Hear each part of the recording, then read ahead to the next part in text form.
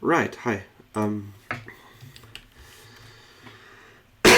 Excuse me.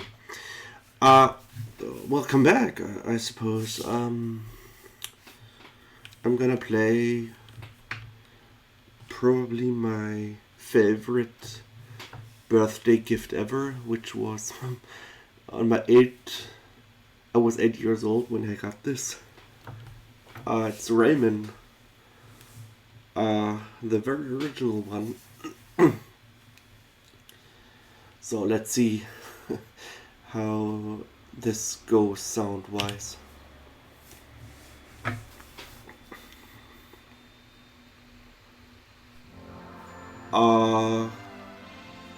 This seems okay. I'm not sure.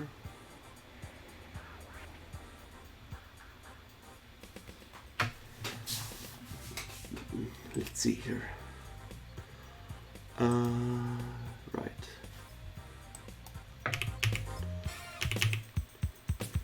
This should be okay. So yeah, let's see here. Start. Yeah, I have one more file. So let's just do this.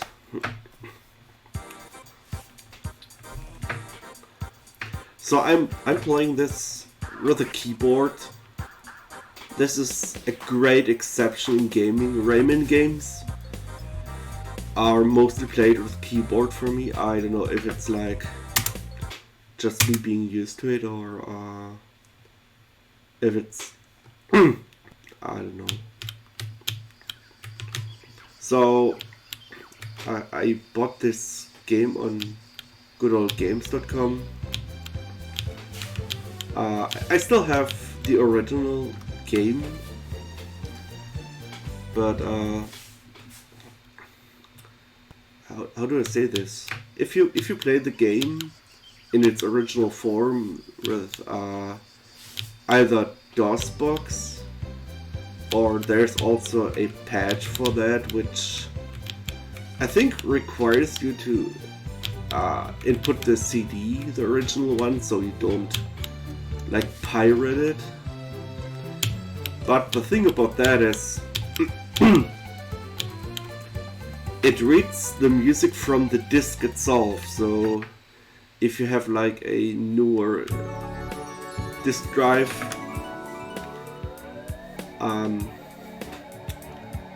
it can kind of it can't play the music. And I don't know how they did it, but the guys at goodoldgames.com have I don't know how this works, but basically the game has a directory for all the sound dedicated music, and it's in OGG format, which is very cool because you can replace the music if you'd like. Not that I can't really see why you would do that, but a quirk with the GOG version is that some tracks are either incomplete, like the original CD tracks, or they are on the completely wrong stage, I guess. I do know that in what you're hearing right now is the level theme for the Dream Forest, but if you get this game unedited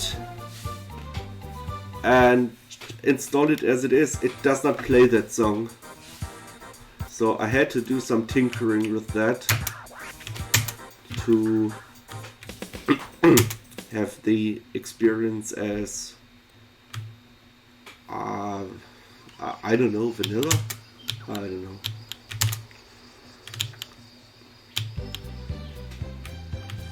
So yeah, I have played this game since I got it, and I have never really managed to beat it. before, before I was 18. Like when I was 18, I actually beat this game for the first time, like getting all the cages and all the jazz, and just generally figuring out how the game is actually beat.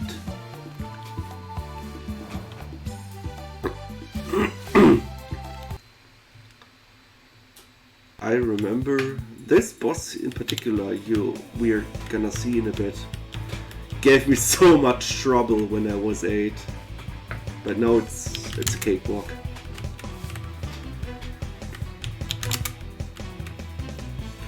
And one thing, I mean, it's an elephant in the room by now, I play without sound, because I think initially I either didn't understand how to set up the sound, or I didn't have speakers at the time. I'm not sure, but I should have had speakers. Otherwise I couldn't have listened to the music, so yeah, so I guess I was just not smart enough. And I'm so used to not having sound effects, it's actually not out of place for me at all. Which maybe for some of you, but that's alright, I guess.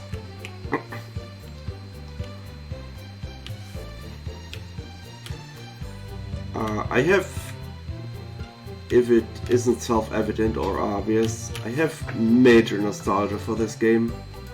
It's a shame to me that there is not one proper re-release of the game, like that actually works as intended. Or, I mean, they didn't playtest, but you know, in its original form. The advanced port is, like Rayman Advance, is pretty buggy. Maybe I just have a bad copy, but basically one mechanic can actually kill you in this in the advanced port.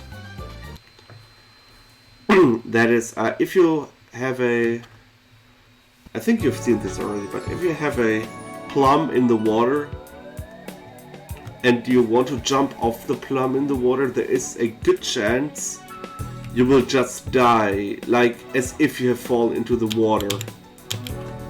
I don't know how that works, but it makes the game unplayable in so many ways. To the point that I'm actually afraid to jump on a plum and like in the water and jump off. It's I don't want to say it's traumatizing, but it's kind of it's not a pleasant memory.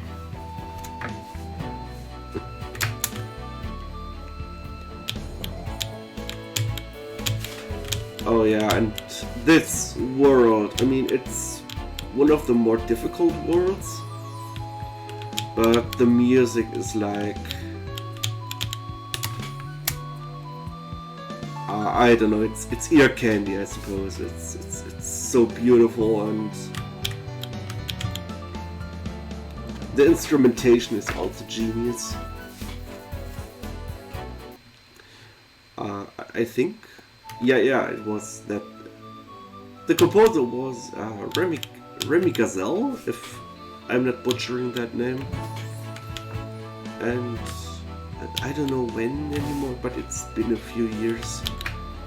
He died from cancer, which is very unfortunate, because this soundtrack to this day, like overall the whole Rayman soundtrack, is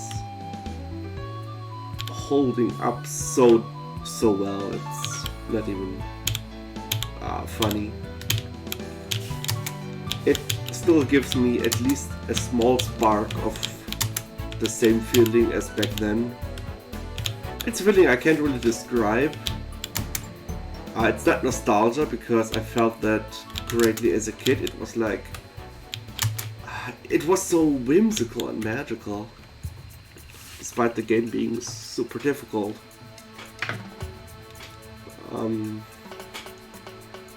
It's a feeling I will probably never be able to recapture completely. But good times overall, good times.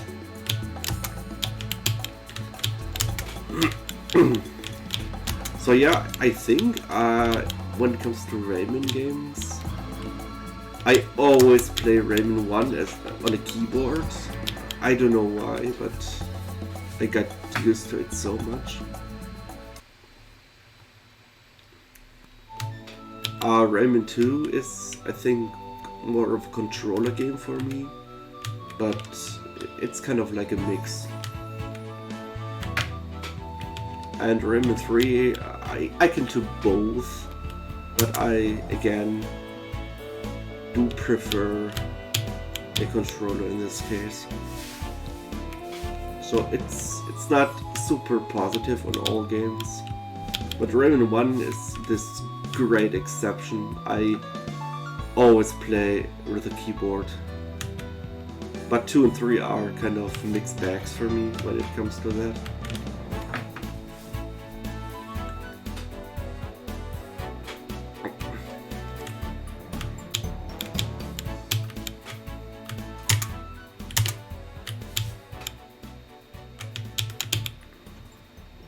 I'm thinking of maybe turning on the sound effects for a little bit, but nah, I'm not gonna do that.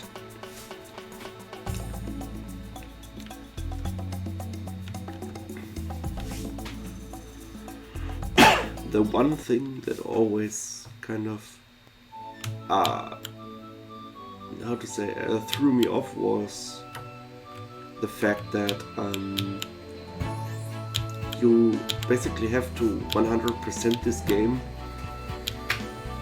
to be able to go to the final boss, which does make sense lore-wise, I guess, but you didn't have to do that in the Game Boy Color version, but so I guess the Game Boy Color version is way more lenient and beginner friendly. But oh well.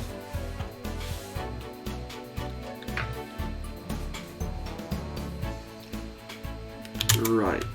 Oh god. This used to give me so much trouble even back then. But no, it's alright, I would say. It's not super smooth, but it's manageable. So I don't know what my personal best in this game is like. I think it will be like at least 2.5 hours, but we'll see.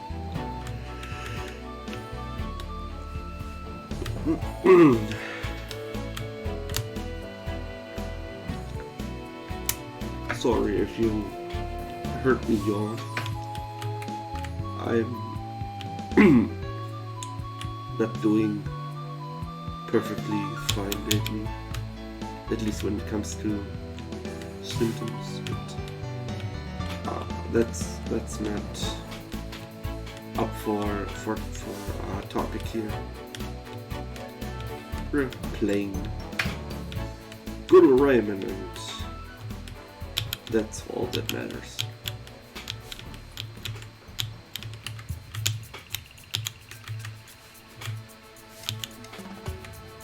I also remember, like, I guess 95% of the game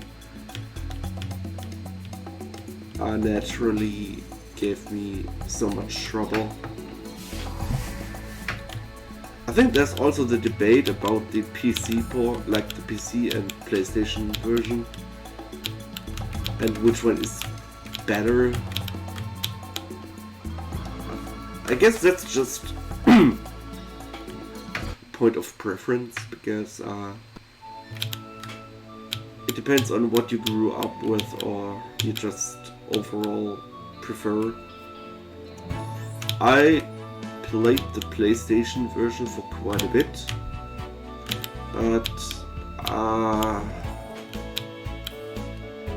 either it's the practice and the just being used to the PC, but the PlayStation version is very awkward and way more difficult.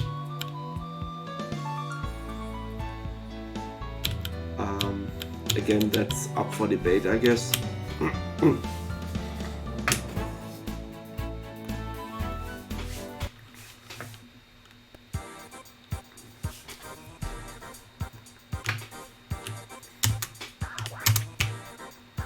Right.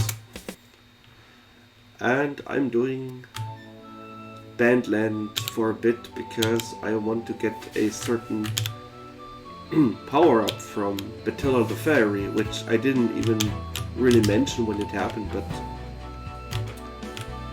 you start out with nothing, essentially. You can't punch, you can like hang on like ledges, nothing. And then you get the punch power-up, and then the game kind of opens up.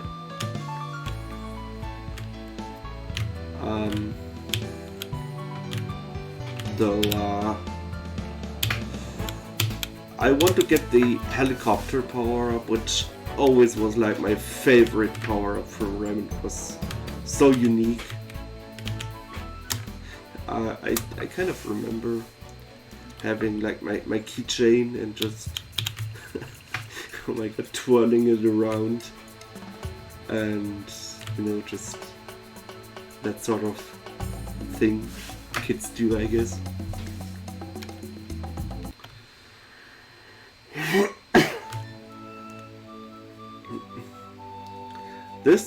I think this gave me so much trouble back then, but now it's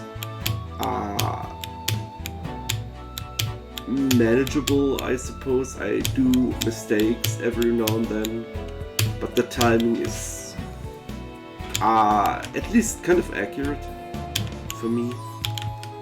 So let's save.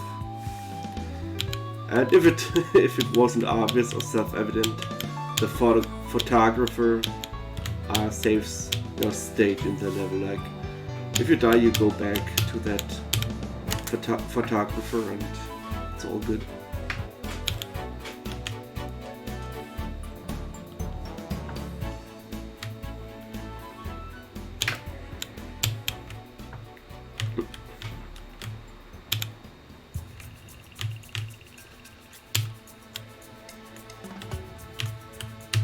Oops.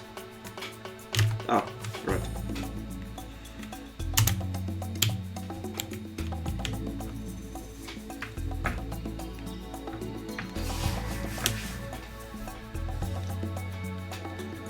Though I have not, as I remember, that yet. This will happen in future words and levels. I can kind of guarantee that. But I shouldn't like go game over or be in a tough spot when it comes to lives. I do hope so.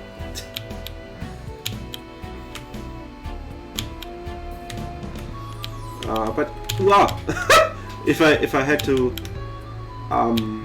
rank the soundtrack, like my favorite one would either be this or a later level called Picture City. Though every soundtrack is ear candy to me, so I can't really say that this is better or worse. But like Bandland and Picture City are like the most memorable to me, which doesn't, in comparison, doesn't really say much. But yay, a full I guess medallion of 6 cages, which was, I think, always kind of fascinating to me as a child, having this sense of completion and accomplishment.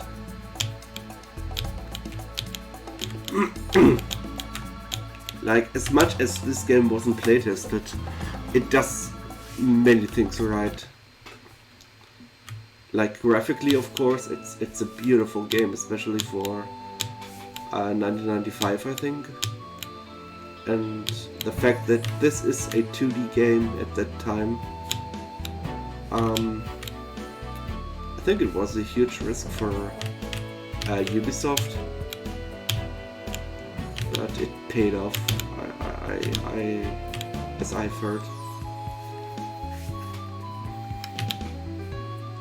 That doesn't mean that Rayman 2 and 3 are bad, or even though Origins is 2D again, but 3D, like Rayman works in both ways in my opinion, like 2D and 3D as well.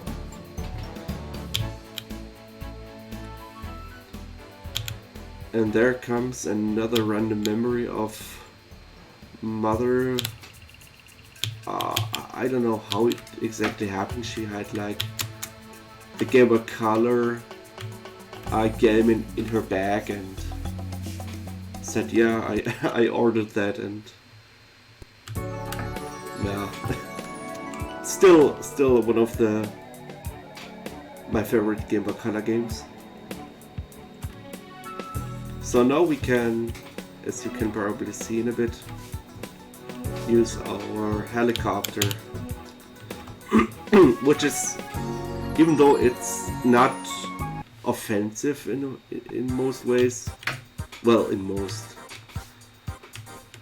it's not offensive, but it's like my favorite ability Rayman can do.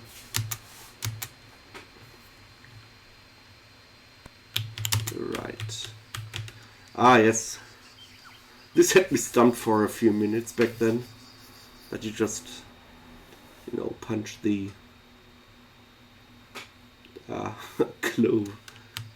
cloth, I guess. And yeah, Rayman, it's like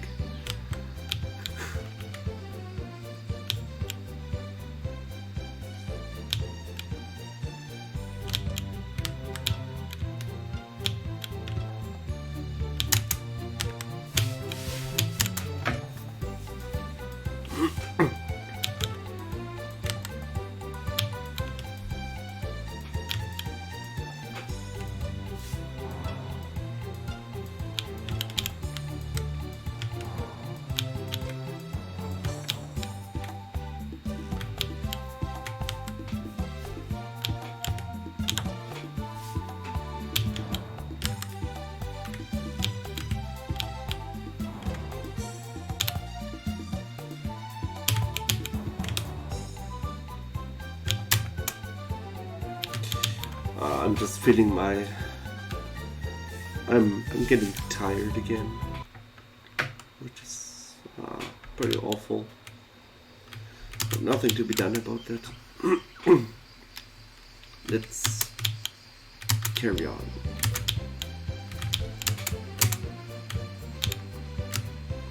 So I remember this level, or this part of the level, standing out to me because of the mechanics, I guess, like riding the plums and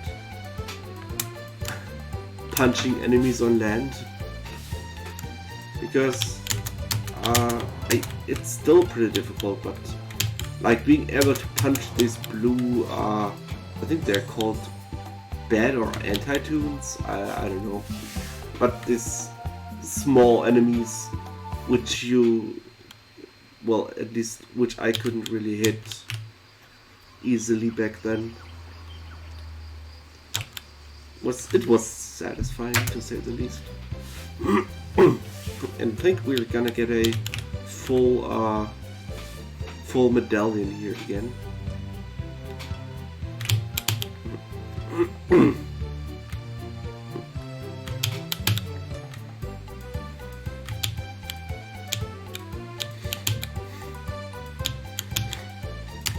Right. Okay, yeah, that's gonna be a full one.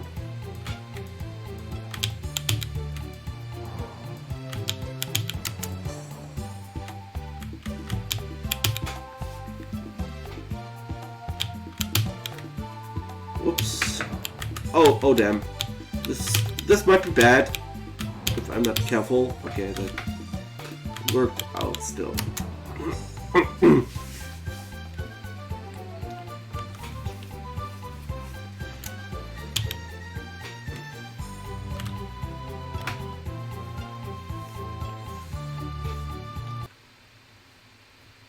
Right. So this had me kind of stumped back then. I didn't know because this didn't seem to go anywhere. I don't know how I just ignored this. Maybe it was difficult, but it was not evident for me as a kid, but you have to beat this level in full to get a power up you need in the mountains to progress, which I never really understood. But you know, I'm older. I'm not necessarily smarter, but I know more.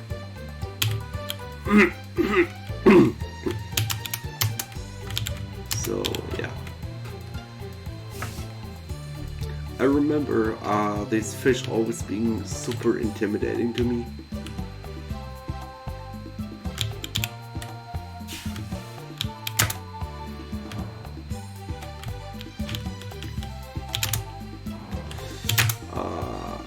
Okay. The like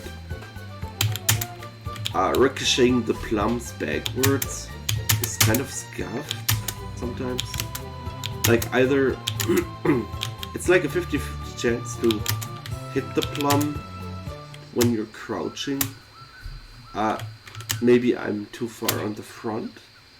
Nah, I don't really know. It's weird.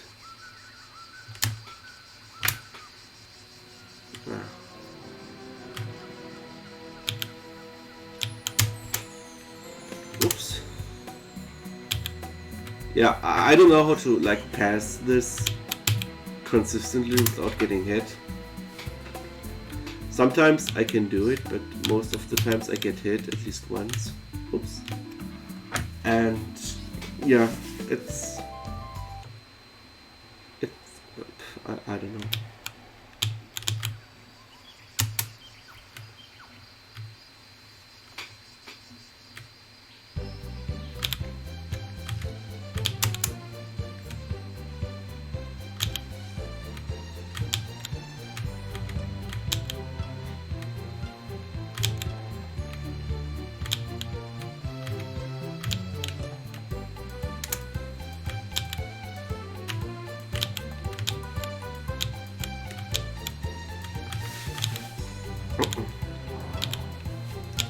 I also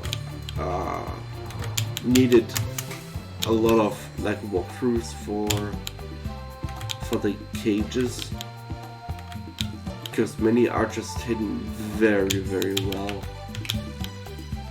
which is still the easier version here with hiding spots because the PlayStation version is way more cryptic sometimes.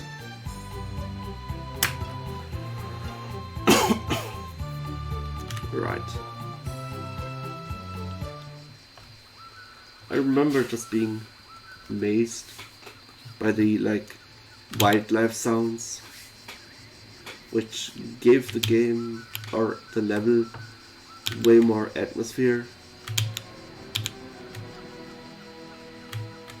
And then it turns into a bit of a more sinister piece, which always stood out. It's not too bad yet, but if you're like in there long enough, it can get really threatening.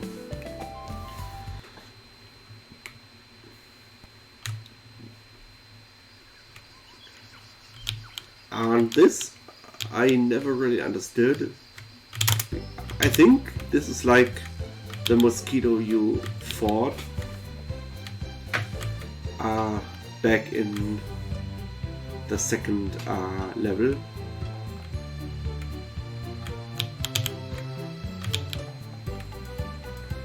And either it's like sweating or crying, I don't know. What I got from this is that this is like the little kid from a like mature mosquito, and I guess his dad or mother just said, yeah, Rayman, I don't know, Rayman's an asshole, don't talk to that guy. And that would, I guess, kind of explain why that stuff happens. I'm not super positive on that, but it's what I got.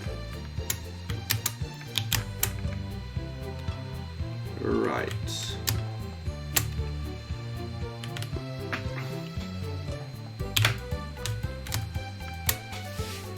Ah, yeah, one cage is missing because I couldn't get that one yet.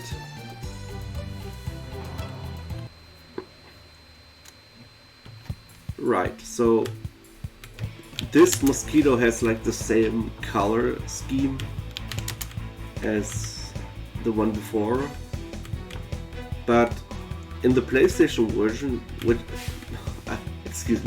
in the PlayStation version, this mosquito right here has a different color palette, which kind of notifies you that it's not the same, which would also explain the larger health bar, I guess. And that it's suddenly like trying to kill you again. Or in this case it's a different one, but you know.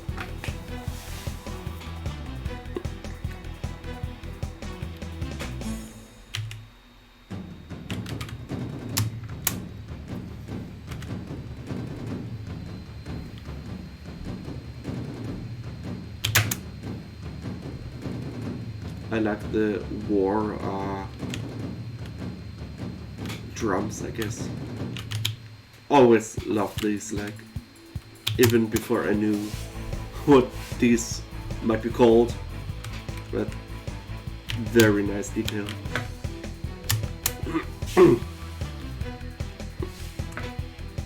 And yeah, we're almost done. I like how it tries to attack directly and then it does its like one of its attacks like as a last stand, I guess.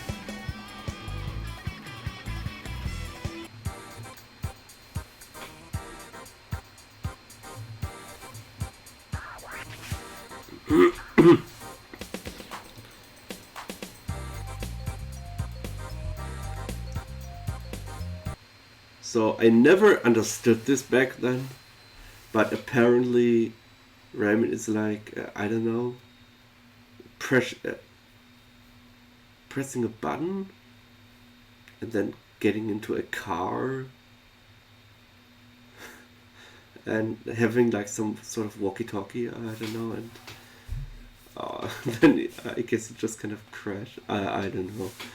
Yeah, always like love these little tidbits. Really, really nice.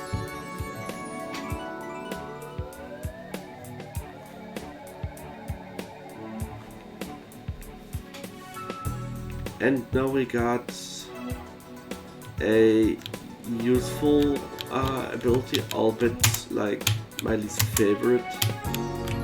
But you can now punch. Excuse me. Punch these purple rings, I guess.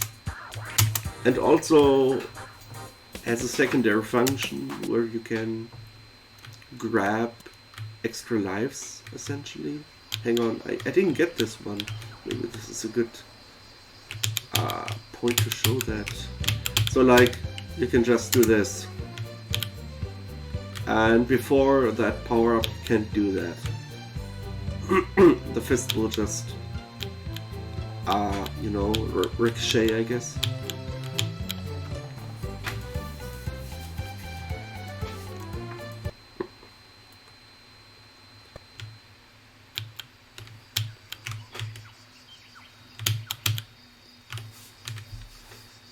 What I haven't really shown yet is this guy here. You can give him like 10 tinks, like I don't know what to call them. Yeah, tinks, and you get this short little bonus level essentially, and you can get a extra life if you beat it once. That is, you can't like I guess stockpile extra lives. You will just get a time, like how well you did, and you get your things back, by the way, if you beat it. So it's like extra life for free, basically.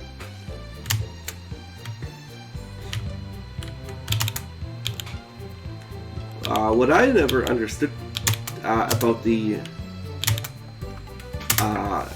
I don't know, the hunters with their like bullets, wielding a hammer, I guess. Never thought I'd say that sentence. You can only hurt them when they lower their gun. So if you punch them and they are about to shoot, they have the gun upright and the fist just ricochets, which a lot of people don't seem to understand, but I can't really fault them for that, because it took me the longest time to understand that myself. But yeah, you can't just spam punch enemies, I guess, because yeah, you see they also duck, and it's I guess for the time it's pretty innovative. Wait, let me show you a trick. Like, if you go too near to the extra life, enemies will spawn behind you, but you can just do that and boom.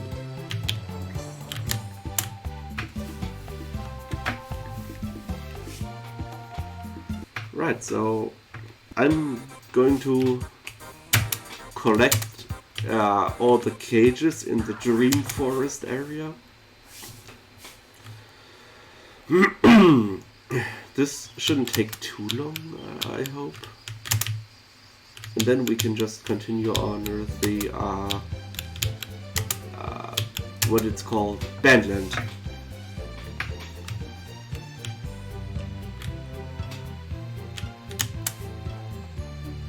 Right, that was quick. And yet you can leave the beginning of the stage, but only then. If you like beat one part, you can do that. So like here, you can just leave, and we will take that to our advantage, because it might include a death, which is difficult to avoid if you want to just leave the level again and not do the whole like part of it.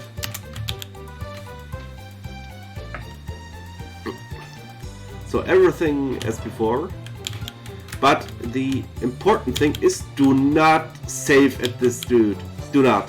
It's important to not do that, because we are going up here, beat a bunch of enemies, I suppose.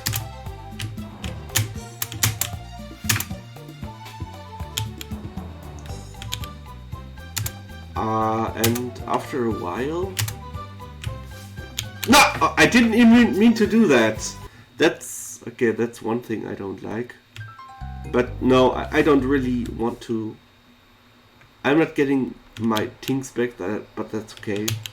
So, we needed the ability from this area to get this cage in the first place. So, backtracking. For short. And I'm not sure you can avoid losing a life here. Like, I think if you drop down here, you fall into the water, but if you go over here, yeah. Okay, it's a bit complicated, but you get this plum. and punch it all over there. Oops. And that worked. And yeah, that's exactly what I wanted to do. The thing is, when you lose a life, you also lose your gold fist. And if you lose a life again, you lose also your, like, basically accelerated fist. Like, it's a slow one. And yeah, basically, if you want to stand a chance, have the fast and also gold fist. Otherwise, you'll have to be knowing what to do. Like, if you don't know what to do in that case, then enemies can just, how to say, pummel you to death, which is never fun.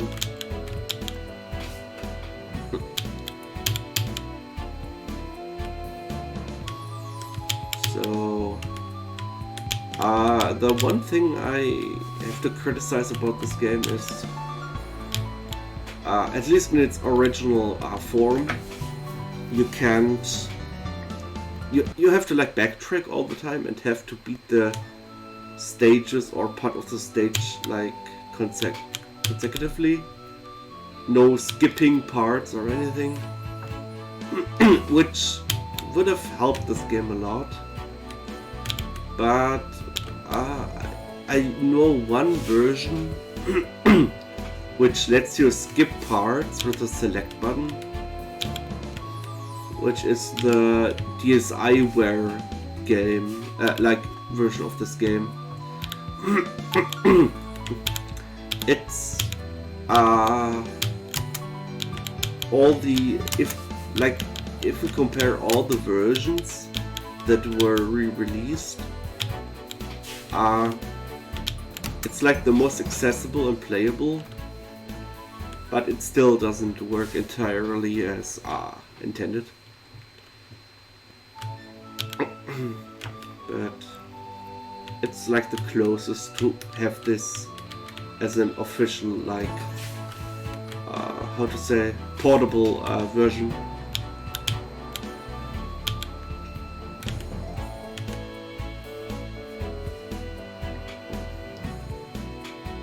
But if you have like a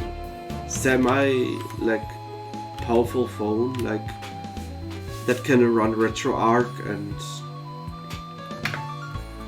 can run like ISOs from games, then you can just get like an Android controller, or just connect one via Bluetooth, and there you go. You have this game in its, in my opinion, best form, portable.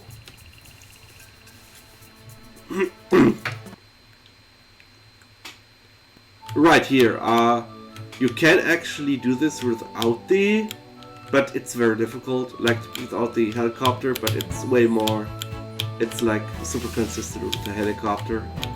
So before I like do, when it's bad like 10 or 20 attempts, I just skip this one. Because I have to backtrack anyway. There is one cage that I can't get without the ability to grab onto the purple rings, like here.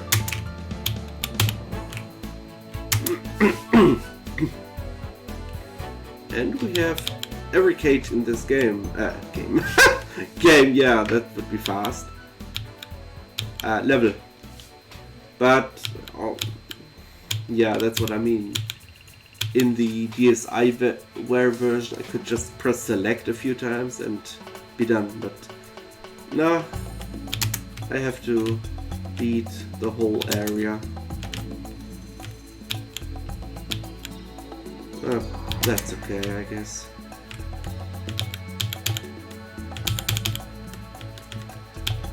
Whoa, whoa, that's dicey.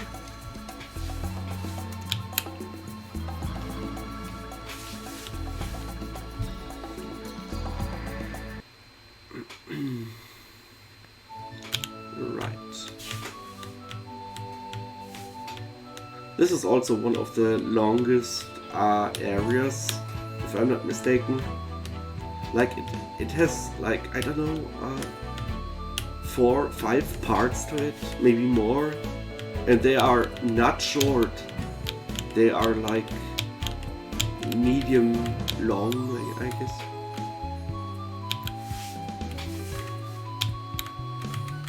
And shredding through this a second time is not too pleasant.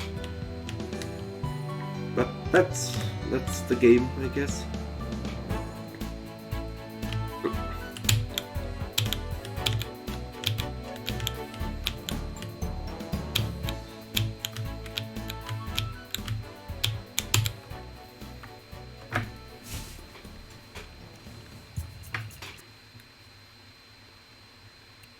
Okay, this is the last part. I don't know why, but I remember. Okay, there are a lot of like friendly eyes in the walls, and that's, yeah. First death, I think. I'm not sure, but yeah, this point is like engraved into my brain. That says, okay, you're almost done, as long as you don't mess up too bad. But this time it worked. Wait, I might be able. Hang on. Oh, that was risky. That was super risky and not very smart. I might just get this extra life because, you know, I lost one. Right. And I got my full hit points back. I don't remember which version. There's a version that gives you actually double the max points, like you get 10 and have 5 at the very least. And here in the original it's like 5 max. And in another one it's, I think, you get 4 at least and 6 at the max. Not sure which version was which. Talking about the GBA version and the DSiWare, but yeah, they made a lot of how to say edits to this game. There's also like an iOS and Android port, which, as far as I've heard, I wanted to play the Android version because that one looked like the most faithful to the, like, this one. But it doesn't have controller support, which I don't understand. And this is one thing I can say about, like, at least the App Store or whatever. The App Store version has controller support, but the Android version doesn't, which is, to me, one of the few cases where Apple actually is better than Android, even though it's just for a single app, but you know.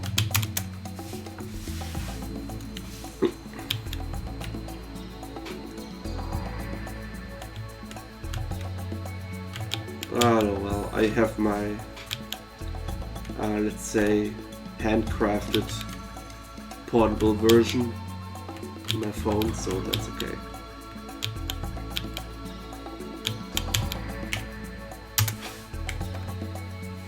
And yeah, you have to look up effectively to make this kid spawn. I'm not sure if it ever spawns, if you don't, but if it spawns, it takes like a long time, like way longer than you would be expected to wait.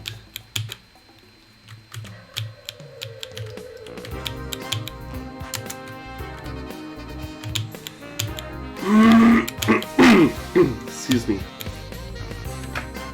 So this level is pretty short in comparison. It's very pleasant. Like, it's not too long, not too short. And I can show you something. I don't know if this is like common knowledge. You can punch the like evil eyes with the blue eyelids. And if you punch them, I think 4 times, they actually stay shut and like this. Okay, I can show it off, but yeah, you can actually defend yourself from those, which is let's say it would have been very useful back then, but you know, it's still useful now.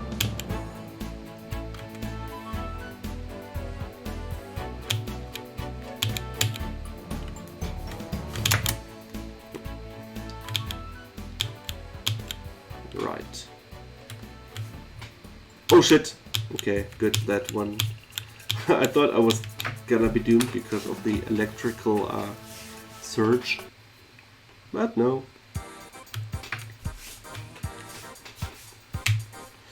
Right. So we are soon halfway done, and we are not even recording for a whole hour yet. So, yeah.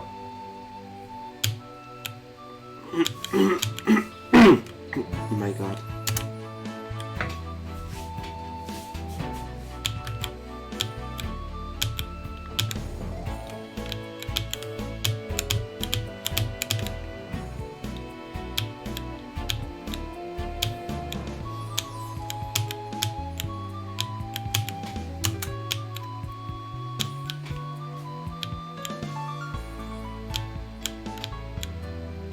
Oops.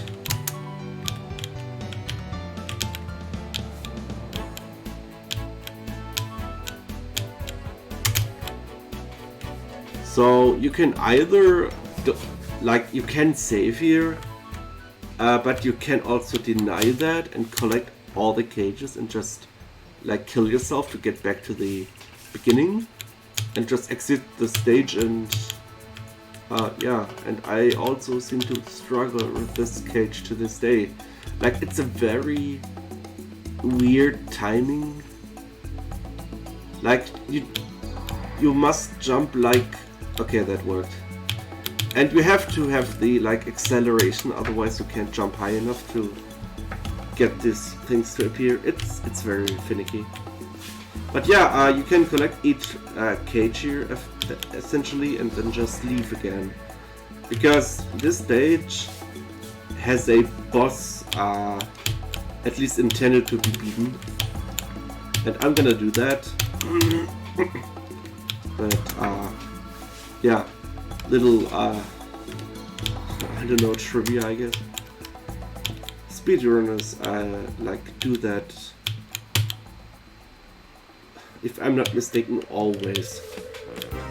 Like, they never do not do it, if that makes sense. Right, so... Right, okay, I have to wait for a bit, because I can't really go on ahead when I'm tiny.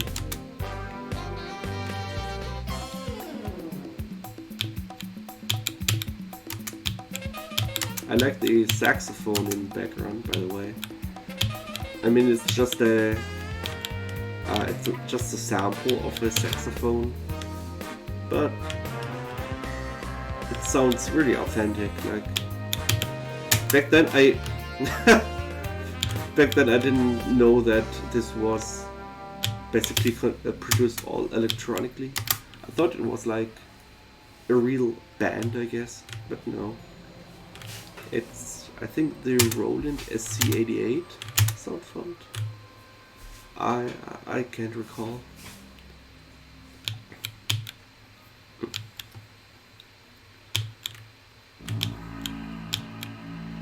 Oh yeah, this ominous piece. I remember being like, I don't know, in a like on vacation. I was still a kid, and we were like walking on the side of the road.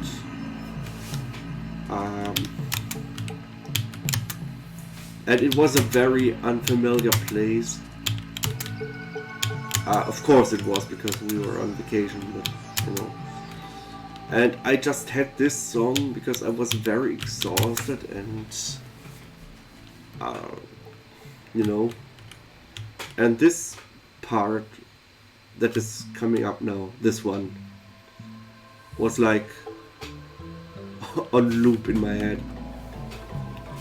And I think the like unofficial title for that is like Finding a Way Out of Here or something. And yeah, now we're fighting Mr. Staggs, which is he's probably my favorite boss in this game.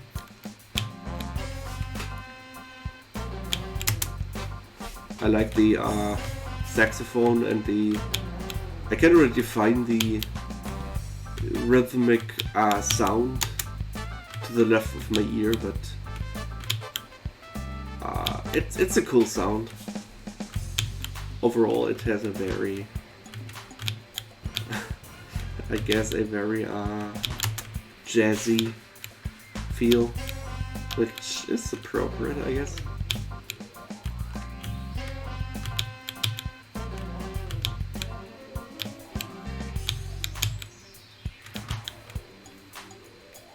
Right. And now the proper fight begins. So what I have to give this game in a positive feedback is it sticks to patterns, like very much so. If you like struggle at the boss, try to remember its pattern and you're good to go.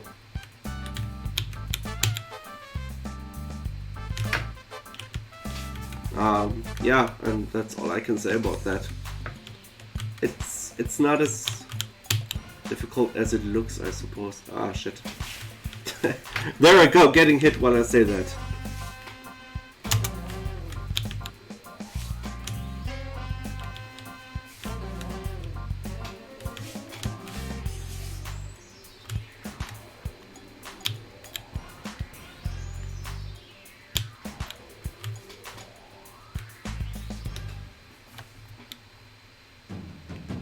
Right, one more hit.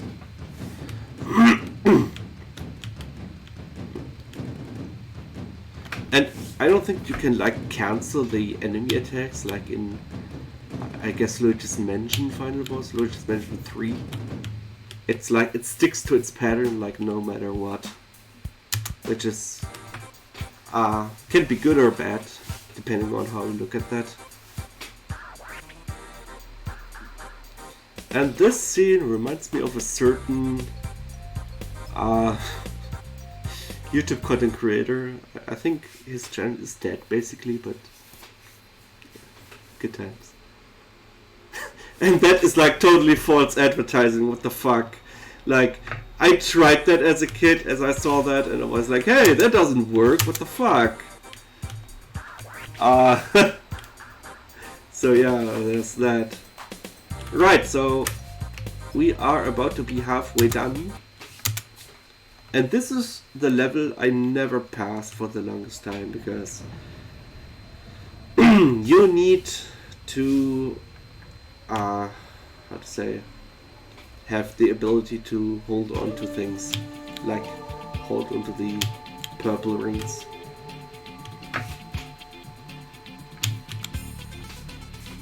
Right.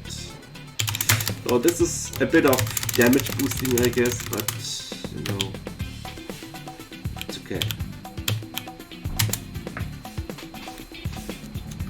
It's better to damage boost here than try to do it the normal way.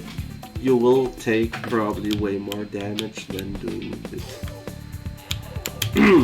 Damage boosting.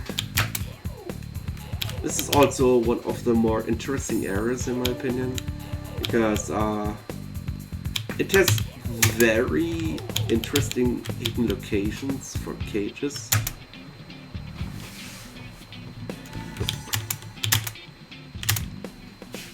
And I don't know, you can go down here for example and find a cage.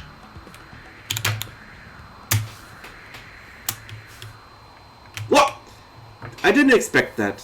So that was like one of the instances that can happen, but I just did not expect that. So yeah, there goes another death, I suppose. Let's try that again, shall we? Down here. Right, so let's see if it... Okay, seems to be clear, I hope. Right, yeah. So this time it's clear, nice. And there's our cage. Let's see here. Get this, and like do this, so he can't really sabotage our jumping, I suppose. Oops, right here. There's this like glowing or like glittering effect, and it's there for a reason. Because if you hang on the edge there, you spawn this cage, basically. And these are stone golems, I guess, stone men. They cannot be killed. They, the best I can describe them is the skeletons from Super Mario, like Mario games, like Mario World, Mario 3. They are paralyzed for a bit, but they reanimate. So they are one of the... That was close, what the fuck? They are one of the more bothersome enemies. Okay, I didn't expect that, but that's okay. Right.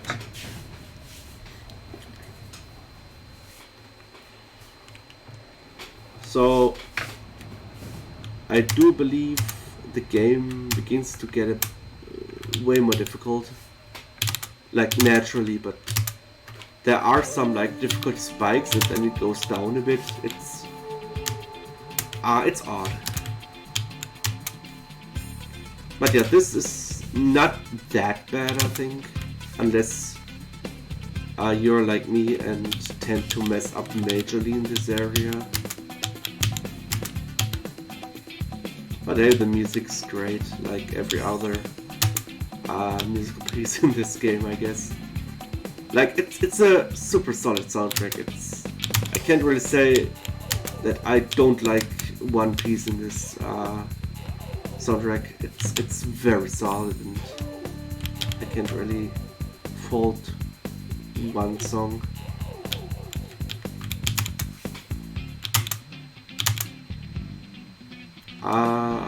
I don't know who composed the soundtrack for Rayman 2 and 3. These soundtracks are amazing as well, but in their own way, basically. Like it's something way different. So I'm gonna damage boost here for, you know, it works better for me because I guess I'm an awful player of this game. I don't know. Right, so wait for this guy to... And whatever you do, do not touch these spikes because they are instant kill. So if you can't do this like flawlessly, then well, too bad. No, but really, you must not touch those. They kill you instantly. It's not like they are like you get hit and then you you know, get knocked back and bam. It's rather you get a little animation actually, which you know, it's kind of hard to explain, but it's a unique animation for this like, you know, hazard.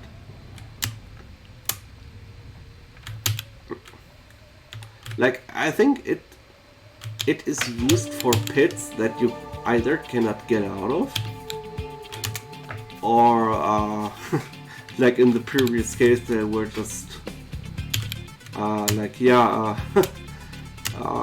you snooze, you lose, basically.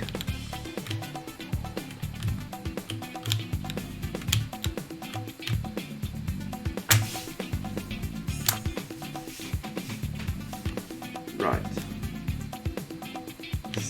here. And whoa! Ha! I was kind of like, that caught me off guard, not gonna lie.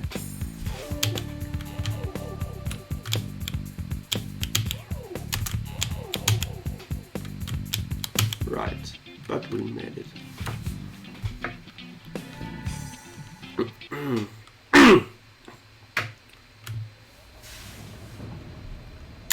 Right.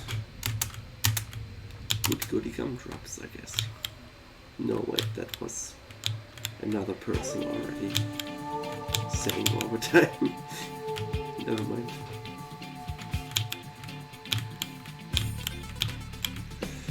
So, yeah, right. Up here. Right, and now let's go down here. And this arrow is there for a reason. Because it will do something for us. Something good.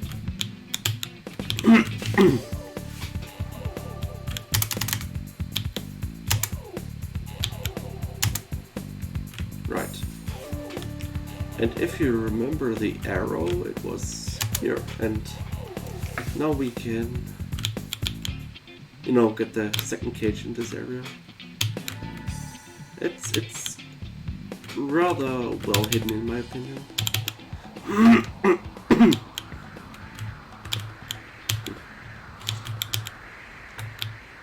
Oops. Right. I like the windy sound effect.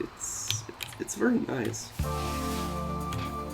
Like, as a person who doesn't like the stagnant heat, but more of a cool mountain air, it's pleasant. And I think the soundtrack perfectly resembles that feeling.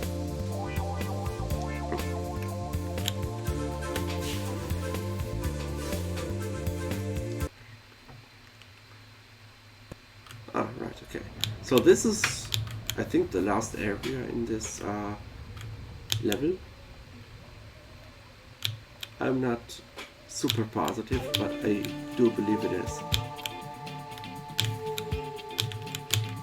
Oops. Ah, I'm messing up. Right.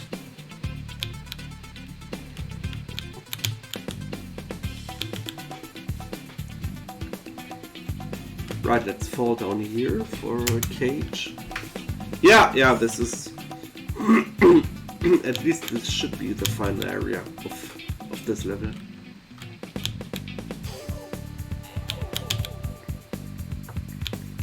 Oh my god, I can't wait until we get our last power-up, I suppose. Which is just sprinting, I guess. Or running, I don't know. So, which is, it's kind of hit or miss for me. I mean, it's good that you get a power-up so late in the game, which gives it a bit more, like, new mechanics and it's a bit more fresh. But it's also kind of out of place, I suppose. It's, yeah, whatever.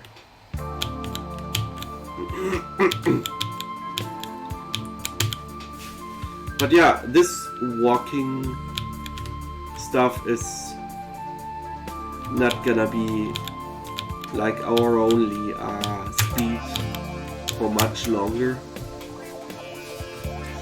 We will get a my god, we will get a power up, like a faster speed.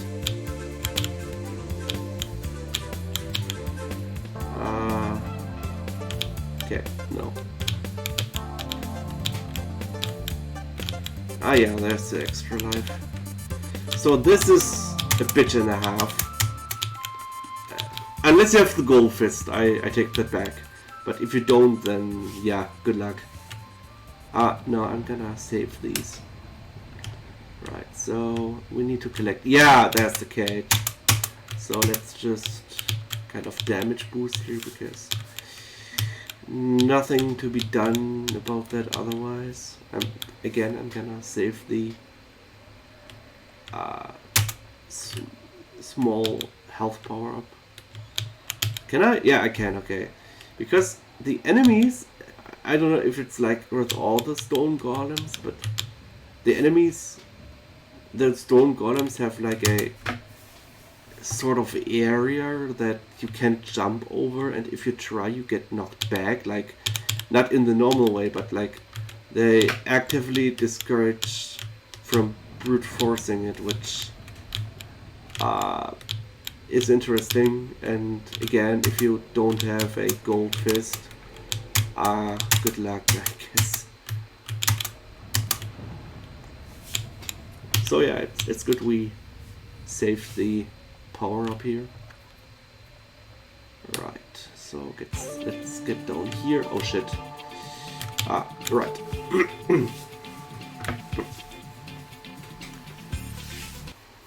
So, believe it or not, this area to the right is like my favorite area for some reason. Mr. Stone's Peaks, yeah. That's like, I don't know, it's like you get this musician a new guitar, I guess. And he gives you the super helicopter power. Which was like always very special to me. Just being able to hover or fly indefinitely for a level at least is or was and is always special. And while this is fun, it's also very there you go. It's also very challenging, especially if you're not really paying attention like me back there. But it's like a very special part of the game, in my opinion. Same for the Game Boy Color version and all the others. Rayman 2. Rayman 3 doesn't have it as much, if at all. But Rayman 1 and 2 have like these areas where you can just ascend, which is always almost always fun. And I messed up. I thought there was... I might die actually in this area. That's yeah, that's bad. Right, so careful, whoops. Careful. Right, okay, here was the photographer. So at least I can die now and not start the whole level again, which is one good point. But I might... Right, okay. Wait for these. Now drop down. And get a moderately hidden cage. Right.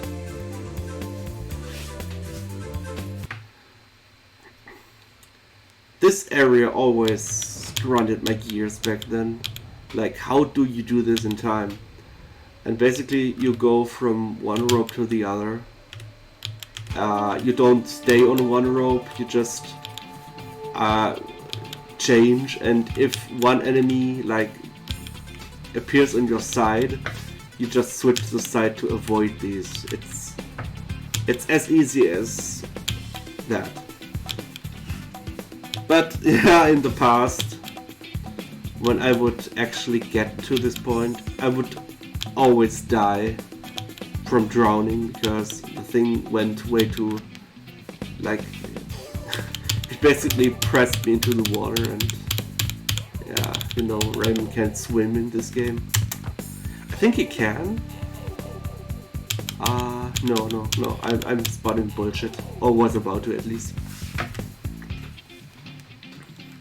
In Rayman 2 he can swim almost anywhere and also dive, which is cool. That kind of got I guess, a bit regressed in Rayman 3, where you have like one dedicated spot for swimming, or diving rather, which okay, that was worth it. I'm almost dead anyway. Yeah, okay, that was worth it. Because I wouldn't want to do that again, like missing the cage and doing the level again would have been pretty awful. But yeah, this cage is so easy to miss because it has a very specific like area where it spawns. Like it's very deliberate. Right, so let's go over here and get this, because you can miss this actually. So I have a, okay, fist is white, but it still has the turbo, so it's not slow at least. But I hope you get a gold fist bag soon.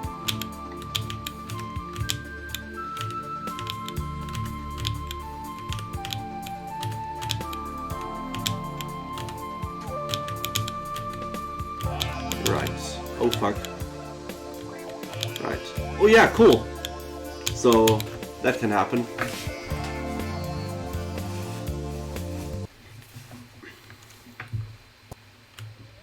Okay, so I think we're almost done with this area, like the Blue Mountains overall.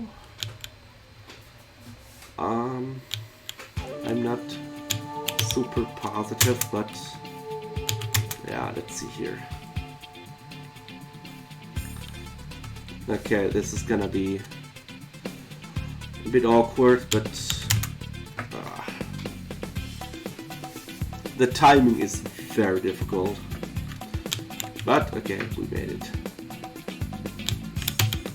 Shit. Right. Well, this is okay. This is a super awkward spot, but we made it. And that extra life is not necessary to get the cage, so it's okay. Right. Get our gold fist back. Right. Okay, now there are some crannies, like nook and crannies here, like this one. It's nice to get some extra things. And I didn't even mention this, but like 100 things, like in a certain game with the red and blue plumber, you get an extra life. But the thing here is, if you die, you get your things deducted completely. Like you have to start from scratch, which makes this all the more difficult. But yeah, get an extra life down here, for good measure. And this might be tricky to some, but what I do is just jump in place, so I don't get into the slippery animation basically. And then I can contain my footing and just, you know, punch the boulders and just duck. It's a lifesaver. And I think in the PlayStation version, when you fall down here, you actually die. There's no like hidden cage for that. Which, if I play the PlayStation version, always really throws me off horribly.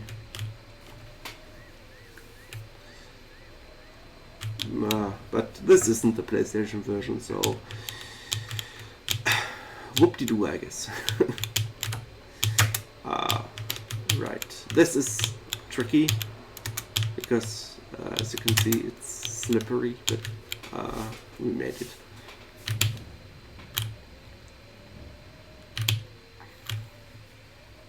Right, I think we are fighting the boss in this area now, which is admittedly really cool.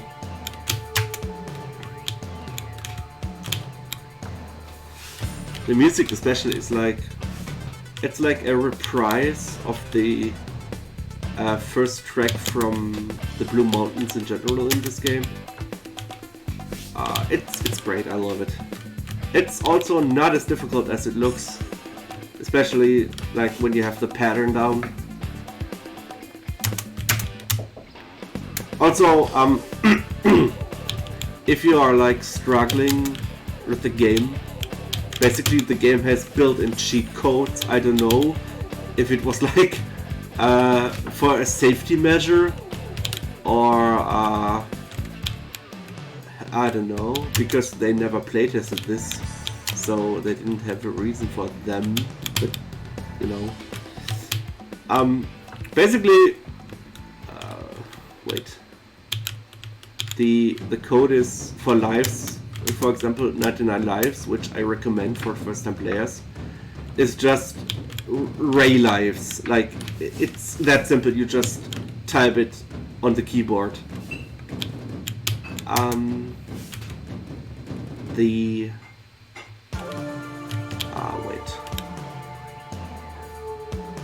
the PlayStation version has a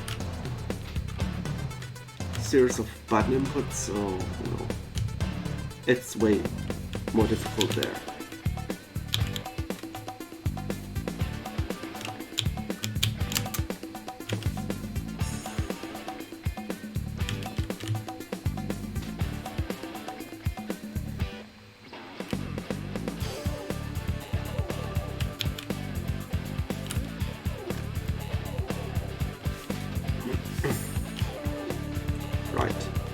Almost done.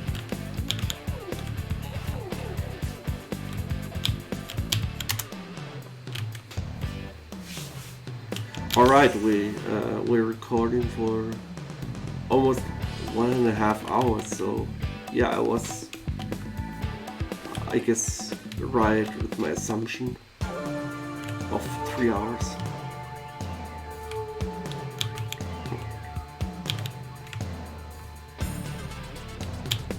Right.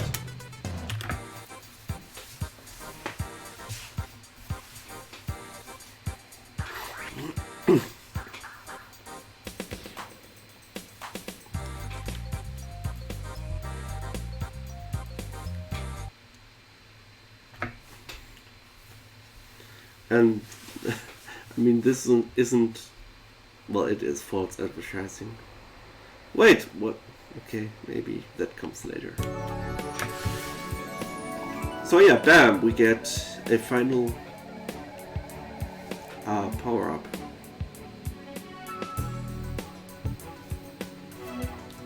Okay, you can run faster, like, this isn't running, but you know, you just press the button,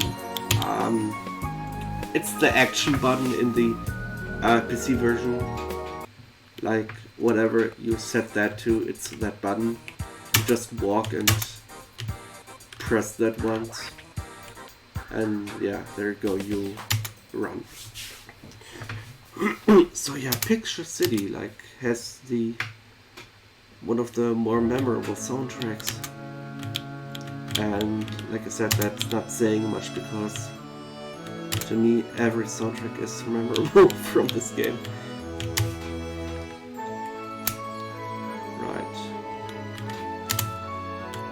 Right, like this.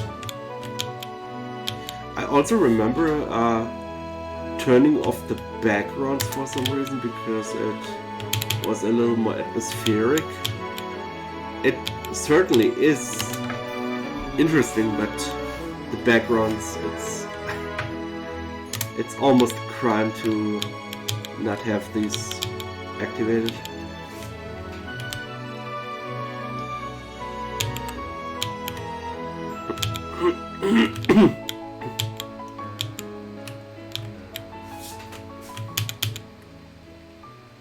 So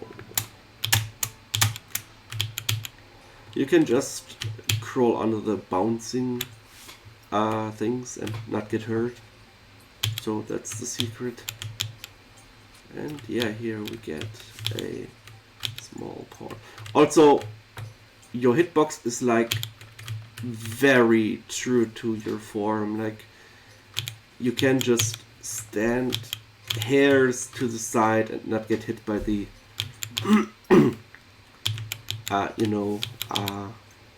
the pins and needles. So that's actually super fair and accurate, given that it wasn't play tested. It's one thing I can say. It's fair about this game.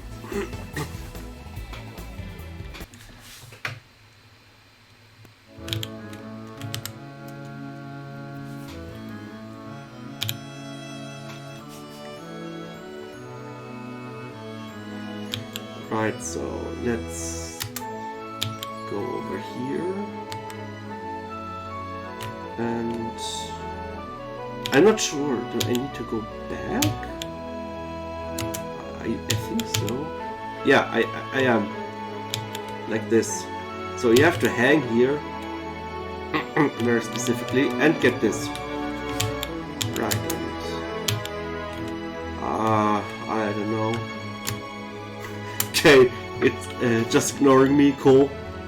And then we get the only cage in this area, so if I'm not mistaken at least, and just carry on.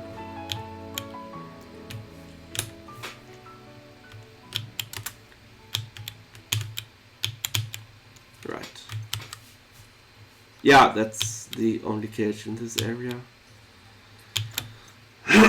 But as with each level, there are multiple areas and always, I think 6 cages. Yeah, 6. Yeah, this is a bit difficult because you have to hit the spike one and not the, the one that you can actually jump on, because you can't get up here otherwise. Right. And the controls feel so stiff and slow when you're tiny. It's kind of unfortunate. It's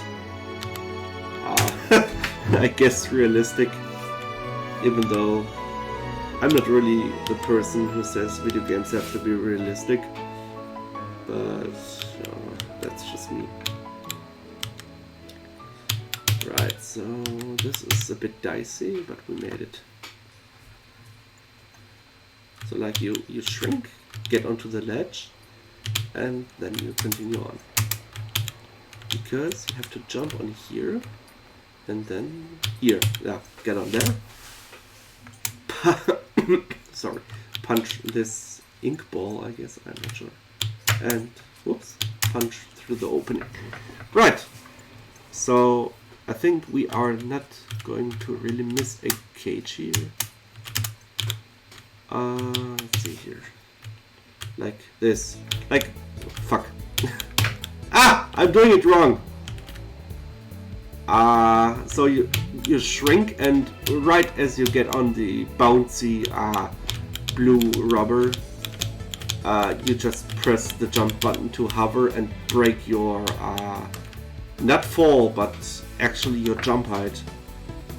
So I don't know if it's intended that way, but that's how I always found it manageable. And yeah, you have to actually crouch here, you will get hurt otherwise.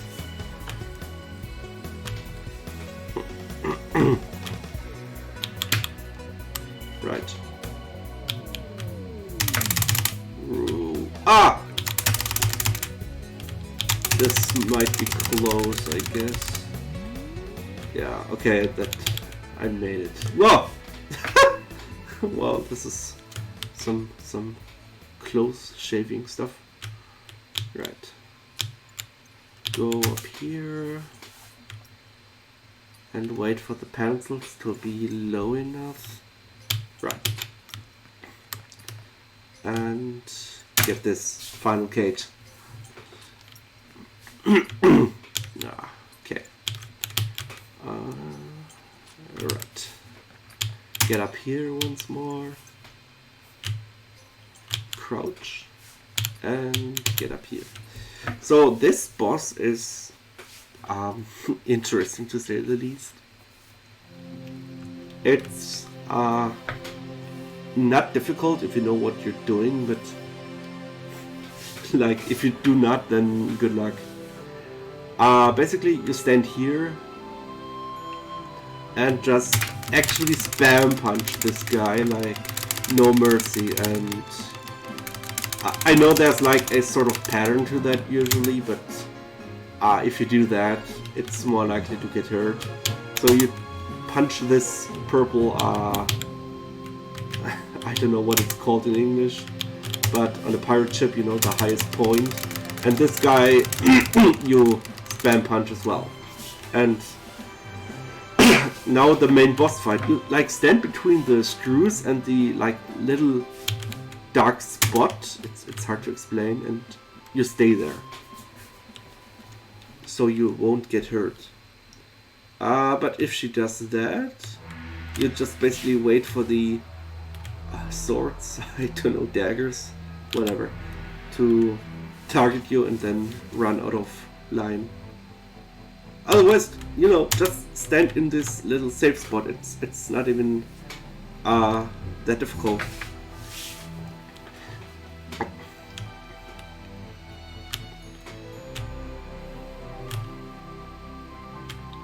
Right. There is that, yeah, so you get a little reaction time, so it's not that bad. But yeah, there is this one exception. But otherwise, you know, stay here. It's almost a no-brainer. I don't know what they were thinking, but you know, I can't really explain this part. If you have a few hits, you should be fine, but if not, then good luck. But I hope you can manage. Would be cool.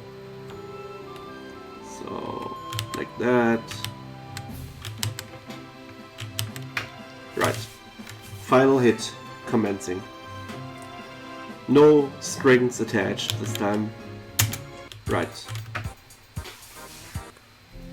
And why did the music cut out? Okay, never mind, I guess. I guess I didn't patch the game the whole way, but it's okay. So now we are... you know what? We are not halfway done. We are maybe actually like 2/3 done. So pencil... I'm not even gonna butcher that. But this is like one of the most difficult areas in the game.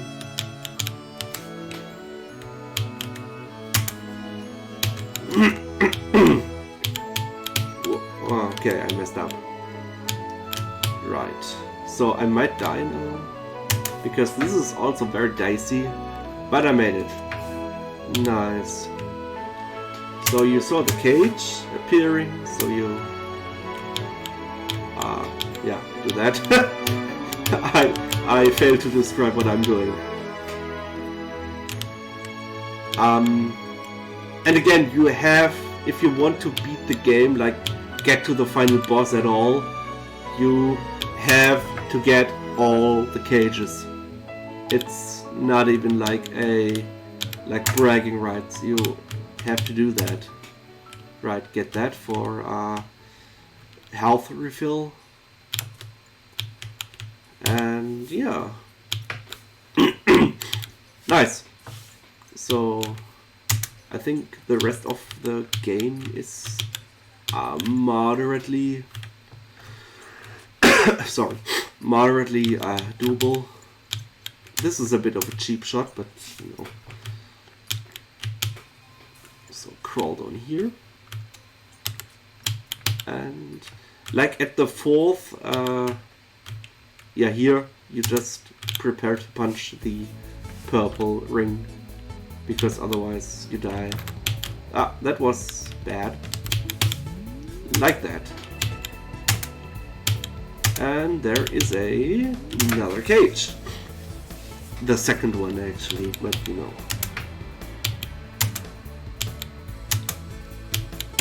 Right, and then we run over here. Keep running, because these things obviously chase you. Ah, that was close. I thought I was gonna get hit.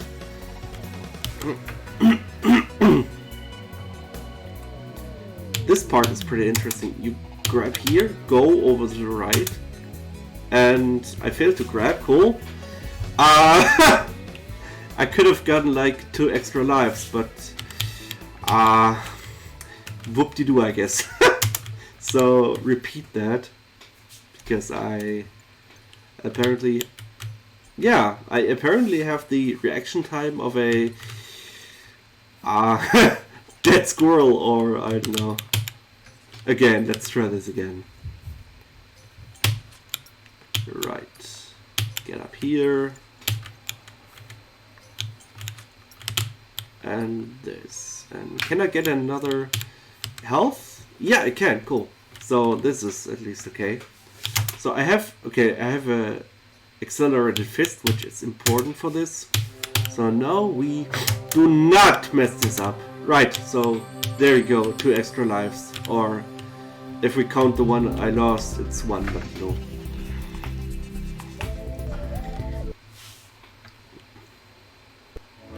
Right, this is it's like, it's debatable if this is like super difficult, but I just basically do short stops between the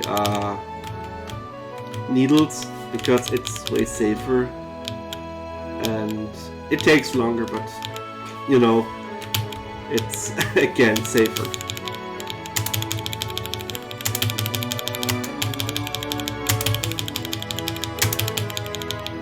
Right. Jump from the ledge here, because you will get hurt otherwise. Right.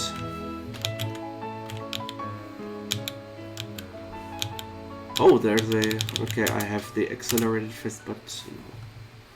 So, I would hover at the very corner here, because otherwise... I think actually pencils just drop down from nothing and you will get hurt. Yeah.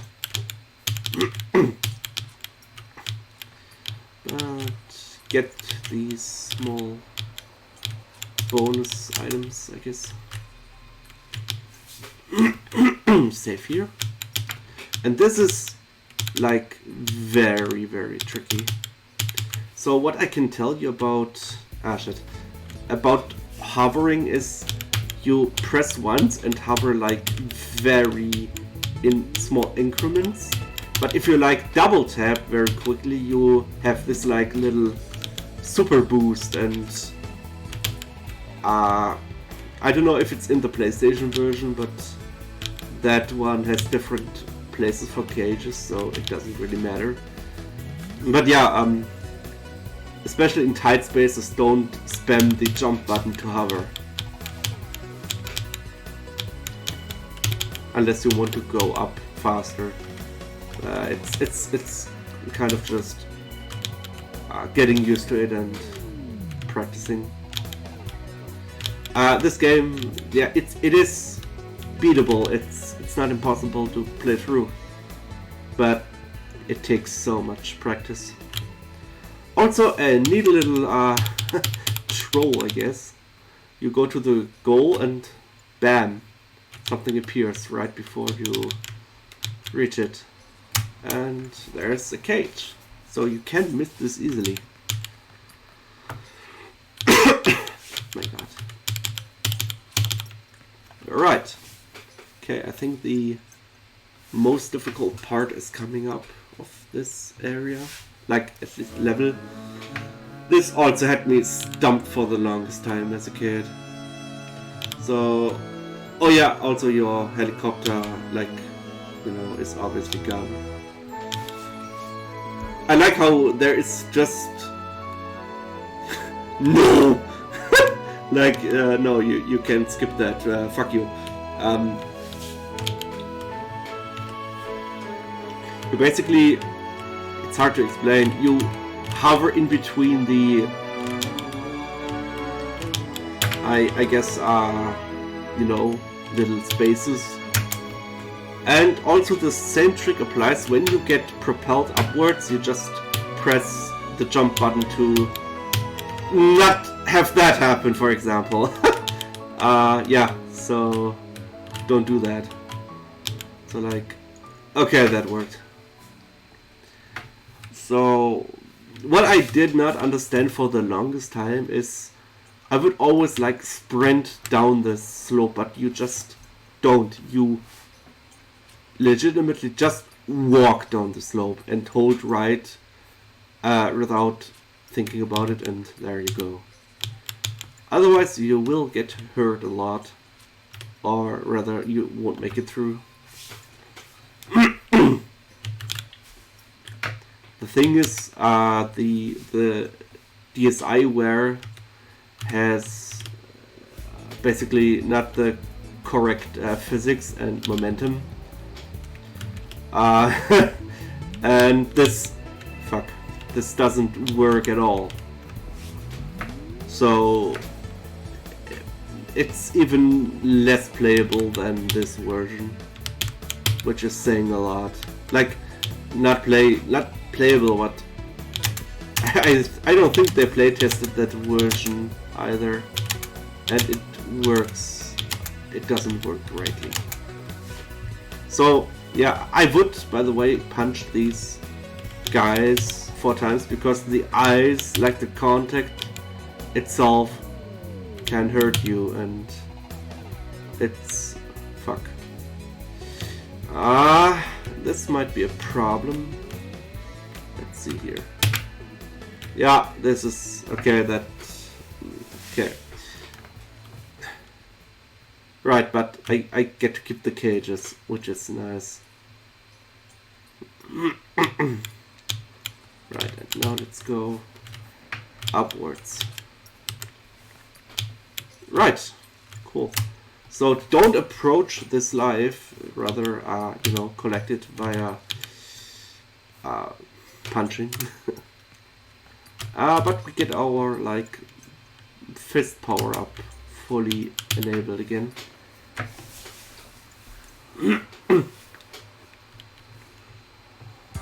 Right, so I lied.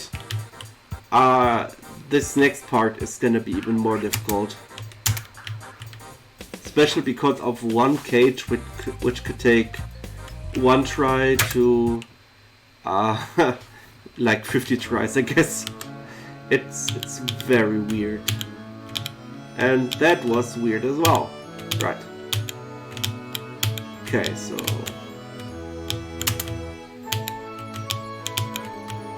right. Go, you know, the upper way. Unless you want to maybe get some bonuses, but I don't.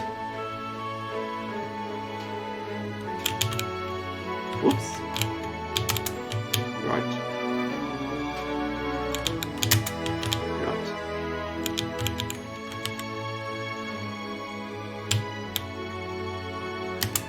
Right, cool. So the cage, which I was talking about, is coming up pretty much soon.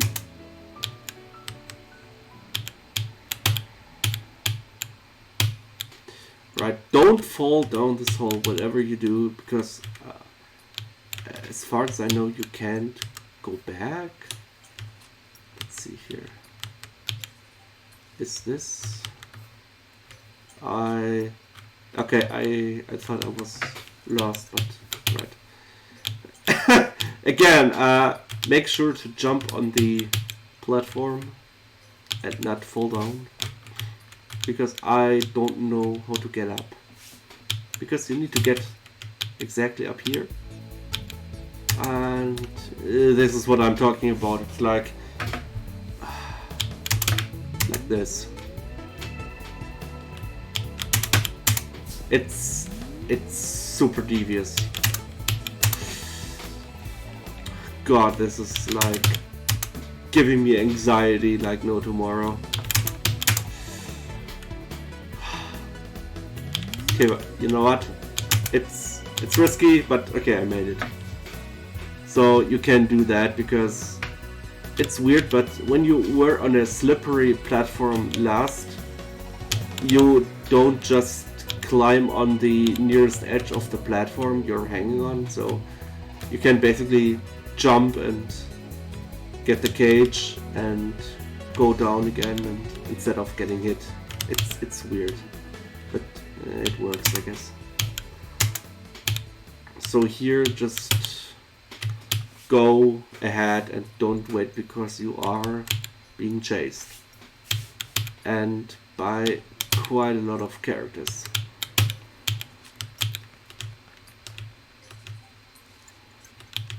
Right, so there, quite a lot, I guess.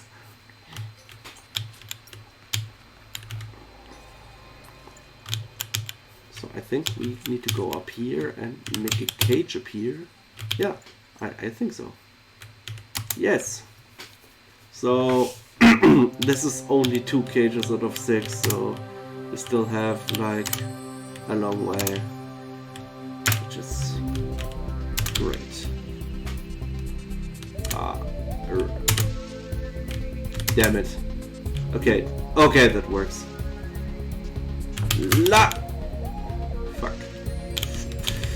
Oh, I thought I had to restart. Okay, that worked.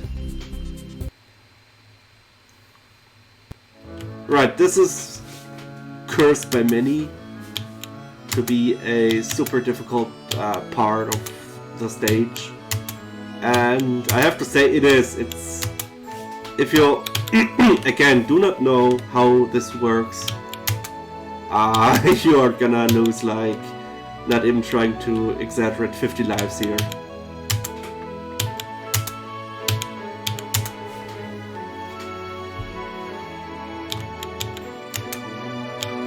I don't know if it's like more or less difficult than the PlayStation version, but yeah. Right, that was lucky. That could have gone wrong so easily. It's not even funny. Oh fuck. Oh wait, maybe that was correct. Yeah, it was. I almost skipped the cage. Right, so yeah.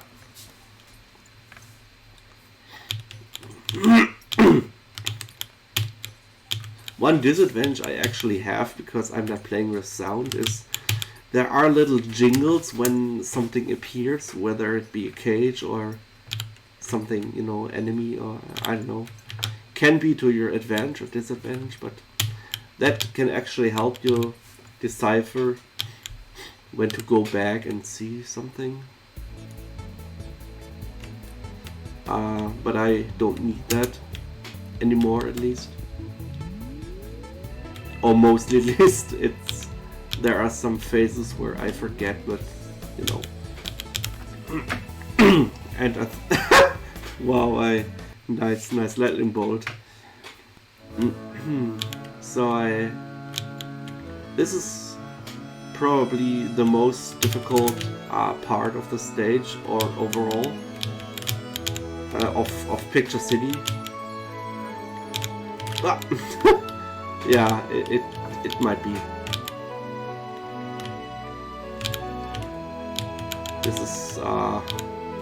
This is next level precision platforming.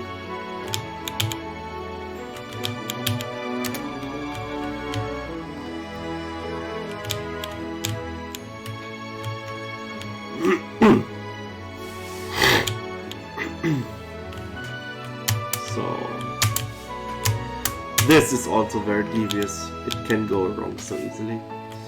So basically we go onto these platforms, and instead of going further we go back, as you could probably tell by the arrow. But if you're like an idiot like me, and I doubt you are, you forget that and you know, just do things way harder than they need to be. So get this cage here first, by all means, because we still have to get another one in the back. But you know, this is not fun in the slightest. So like we go here, this will usually make a little sound. And yeah, right here. So you let this swing all the way to make this appear. And again, swing to the right and the left, and there you go, your last cage in this area. And I'm on moderately good health, which is, for a very specific reason, very helpful. You will see why. I mean, I can do as if it's not obvious enough that there's a boss coming. And I can do this boss with 3 health, but it's super difficult.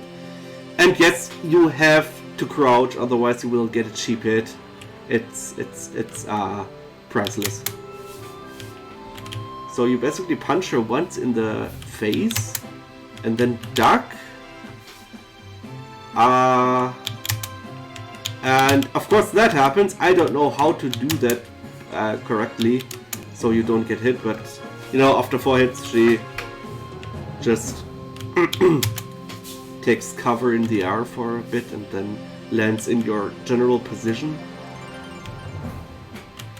Again, if you have sound, it's easier to know when she's coming down. You hear like a little swirling sound, I guess, and then know, okay, you have to move now.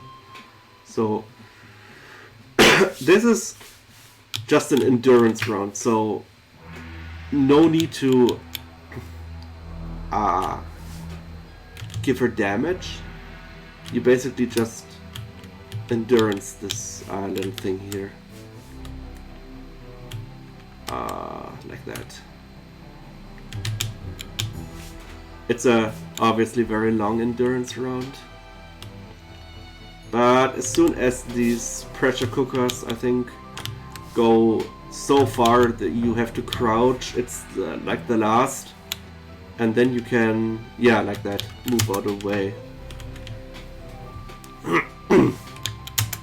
Okay, so move a bit, and then this happens, right? So you punch the washing machine. Well, okay, that's weird. Maybe I was out of rhythm. I might die here, and even though you don't have a sound like feedback that it does anything, it does. You don't have to punch a specific spot, you just punch the machine itself. And when that happens, like, yeah, be careful. And if I am goofing this now, I'm gonna be angry. I mean, not bitterly angry, but okay, the sound is kinda cutting. Guess I didn't patch these sound files. Because I think every boss has like a little war drum part in the end. But right, 2 hits. So be fucking... Whoa, that was close. Oh god. So, right, that can also happen. She can just shoot twice. Right. So I think this... Oh god, I'm so nervous. Yeah, I got this in the back. Close, but I got it.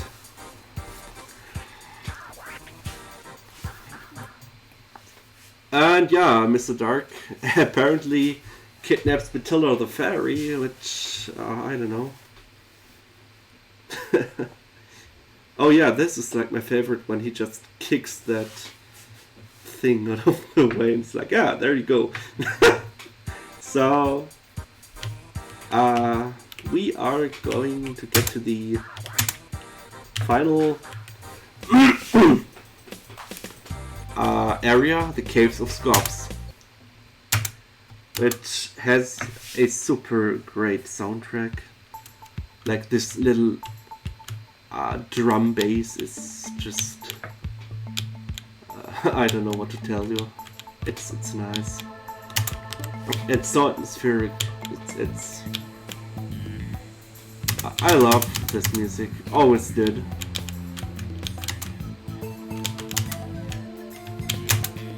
Right, so you get these up here, and then this red skull thingy appears, I guess. And yes, this can hurt you if you like don't land on anything but the top. But yeah, it spawns a cage, which is nice. This is probably the most difficult area, though that makes kind of sense, I was just about to say. Yeah, so I guess I will get my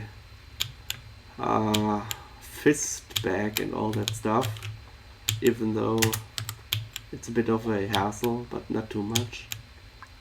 So like, again, do the same thing to get the cage, but I want my gold fist, goddammit. So I think you can stay here. Oh yeah, you can, cool. Nice, so I'm back in business. So let's try this again. Why won't we? Right, okay, that worked this time. And this is, I think, a track that stood out to more people. It's such a stark contrast to the track just a few seconds before. It's a really beautiful track. There's one that's even more beautiful. And this track, by the way, if you don't patch the game from Good Old Games, you have this track in the Dream Forest, which is kind of odd, and that could have gone haywire, but it worked.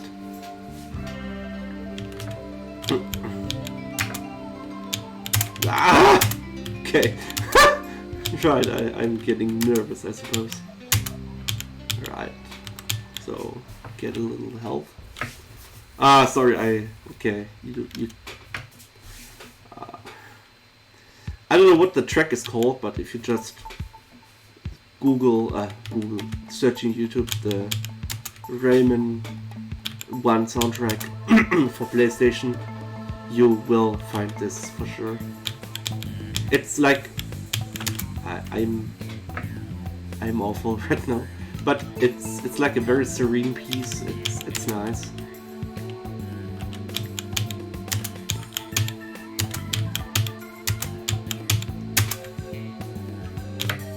Right. So far so good.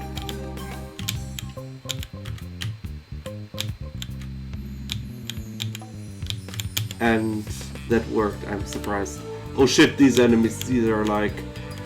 I don't even know how to deal with those effectively. They are not unbeatable, but they are very hard to hit. And generally you have to crouch punch to get these overall, so it's a very difficult enemy to deal with. So I just ignore those. It's the best you can do. Right, so we, instead of going to the left, right, we go to the left and land here. That was kind of a blind jump. And right, so we get this and go back. we spawned another one of those though, so it's alright.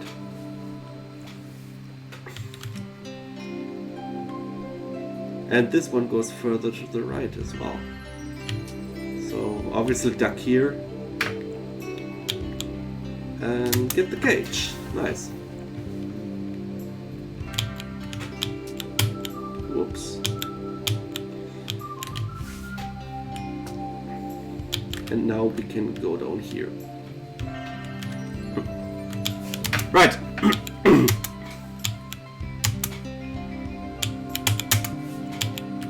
Right, these also, like the red ones, you cannot touch the sides, but the top you can. Right. Okay, nice. I missed an extra life, that's okay.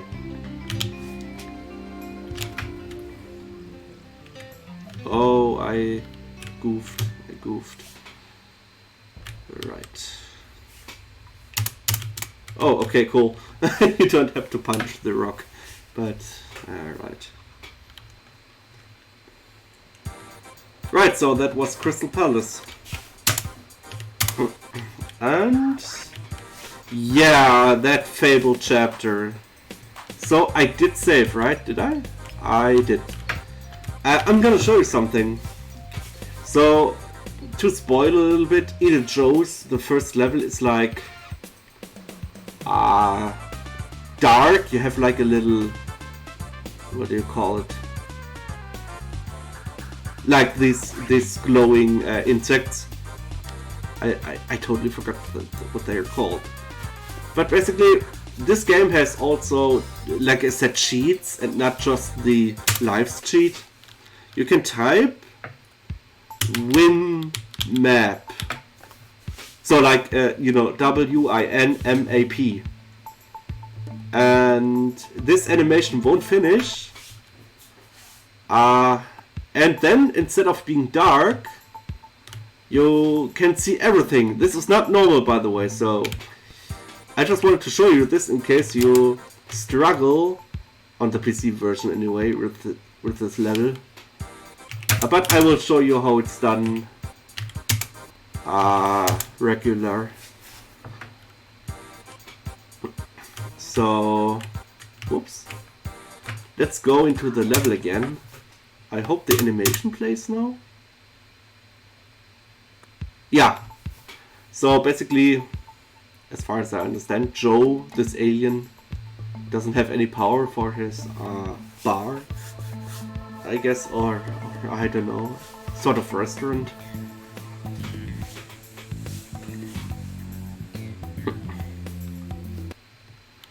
A firefly, right, and you basically just light up the dark. So, yeah, you get this much room to see. But one thing to note is that you can just punch and it will follow your fist. So basically, it doesn't really follow Rayman, but the location of his fist, which is very important to know. But again, if you struggle and you are playing the PC version, just type WinMap and you're all good to go. And if in doubt again, just punch ahead and it's very disorienting to say the least, so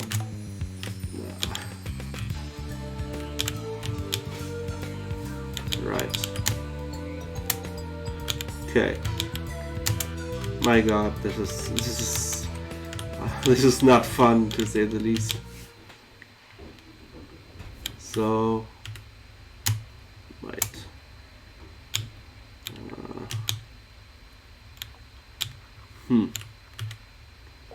So I'm not sure where the cage is. Is it like here? Oh yeah, okay, it's here. Nice. So I think this only has like one cage, if I'm not mistaken. And this is gonna suck! Yeah, it did. I like how the firefly just kind of dwindles off, I guess. So we got our cage anyway, so this is what matters, I suppose. And this toon is not willing to die, which I can totally understand, by the way. Right. I'm getting very flawed with my reactions in muscle memory, which I don't even know what happened there. So I'm just glad to be alive. I'm not gonna complain. But yeah, this level is it's horrible. Even if you know what you're doing, it's not fun at all. It's very awful. But that was the only area with this darkness. So yeah, welcome back. What the fuck? Welcome back. Being able to see. If I remember, this is one of the areas with these enemies in question, basically. Okay. Like, let's see here. Also, this happens. You have to like be very specific and very accurate. Also, this happens. Oh fuck. Okay. Right. So this is gonna be awful. Let's see here. Does this work? Yeah, it does. What the fuck? I thought I was gonna die, but I didn't. Oh, okay, cool. Right, so this was a cage, which I didn't remember. I'm gonna risk it. I mean, even if I die, it's not too bad, because I'm not far into the stage yet. But I got the cage, and again, cages are saved, which is nice. Even though my fist is, I believe, yeah, it's like, what the fuck? Like the slowest, like it's the weakest form of the fist, which is, especially for this late in the game, not very fun. But we'll manage. Right, so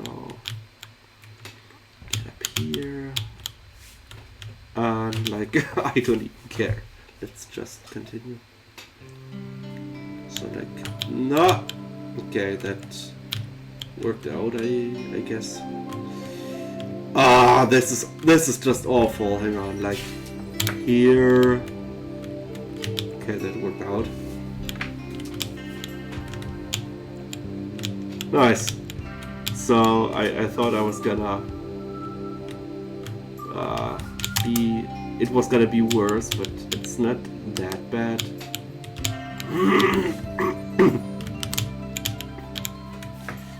Right.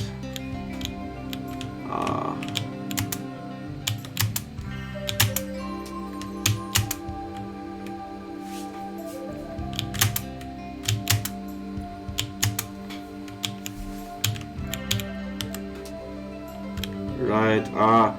Basically just run along and be ready to use the helicopter, because you can just basically, what the fuck? Okay, you know, lose your footing on the clouds, or I see them as like, let's say little hands, I guess, that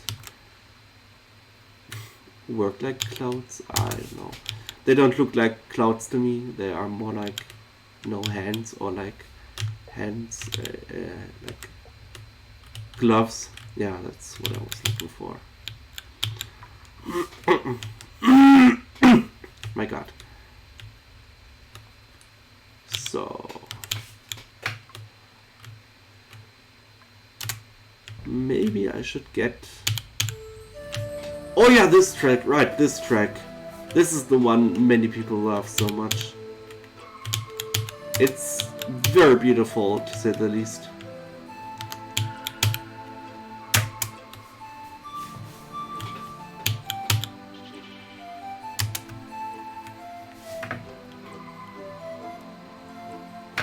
So I don't know, let's just listen to that real quick. It's not very long.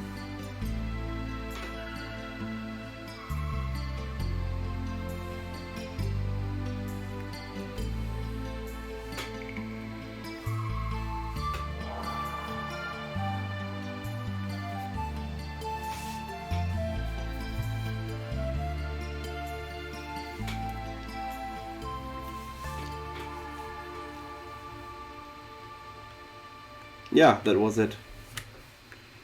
And then the song file basically restarts.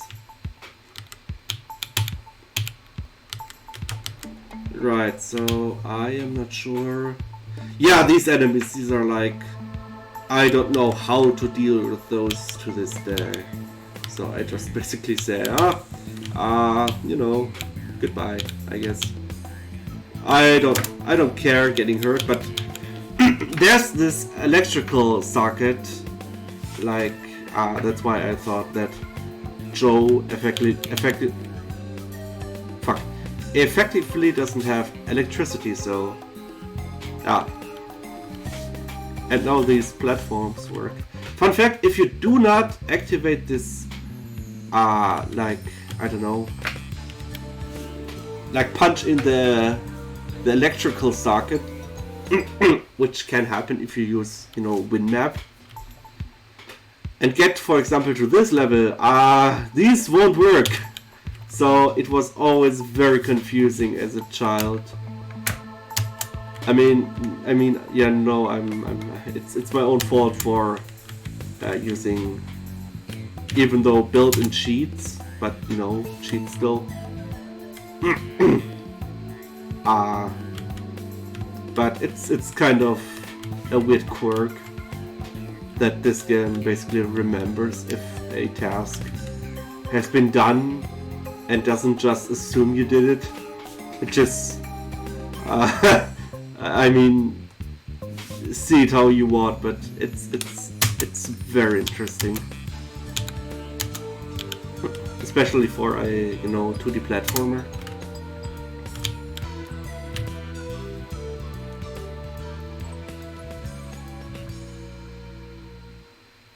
Right. So, oh yeah, get here. Yeah, so this is easily missable, I think. Did I miss a cage? Oh, please don't tell me I missed a cage. Damn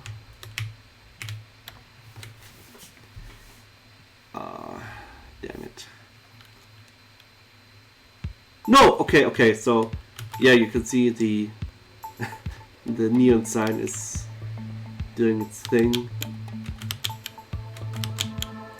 And this is basically the floor is lava, only that the floor is water, but you know, same principle. So, oh fuck, this is so fucking, oh god, this is making me nervous. So basically, you see these fish with a big nose, and they push your ball in certain situations. Here. Okay, final cage, nice. But there is a greater threat here. These, like, I don't know what you call them, but basically they have huge teeth, like the certain, are they called saber tigers? I don't remember. But yeah, they basically jump, and if you don't, oh, I'm done. If you don't duck, you know, you're getting knocked back and do it all again.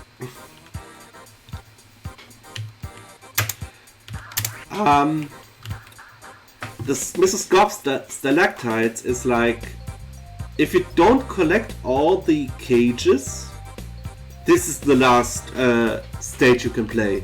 No exceptions. Not even if you like input there's this code called all world, which I guess does what what it does exactly what it says, and that's it unlocks all the levels, but not the cages. And yeah, you can not get to the final boss if you don't 100% this game, which is marvelous, I guess. But again, it kind of makes sense if you see what happens at the final boss. Thinking of that, there's also the fan game Rayman Redemption, which is basically a retelling or reimagining of this game, but it's supposedly much more polished, and I don't know.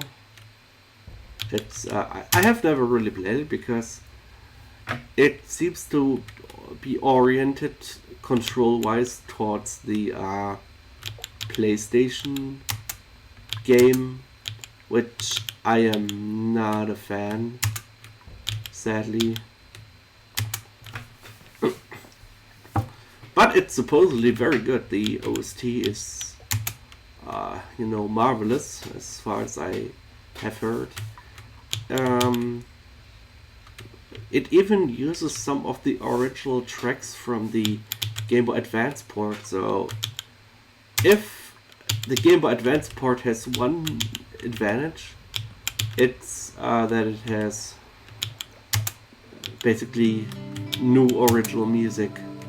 Be it the instrumentation isn't great, though it's catchy, and I can certainly get enjoyment out of those. Oh shit. Wait. So I think I have gotten. Fuck.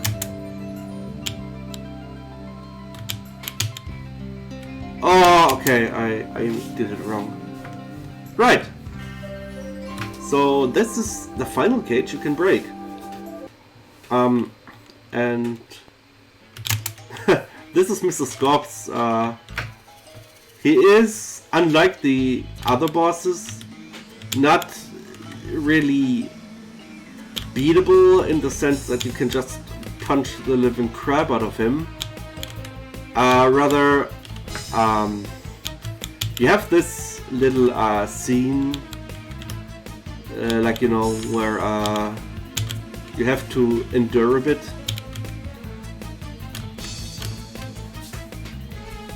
But the music is pretty awesome. It always stuck out to me as a kid, and today still does.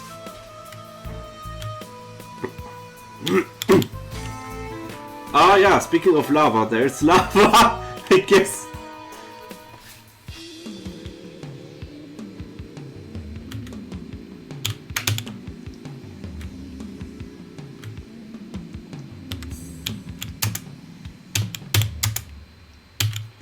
And do not get too far ahead, because of course if you touch Mr. Scops you get knocked back, and very violently. I'm sorry. As you can see, he does this little orb attack, and oh fuck. Okay, that went wrong. For some reason the orb is following your fist. Again, not sure if it's a programming quirk or if it's just intended.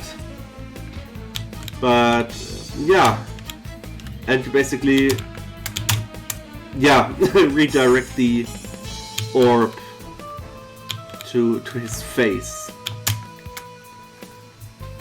which is actually more difficult when you have the accelerated fist. Yeah.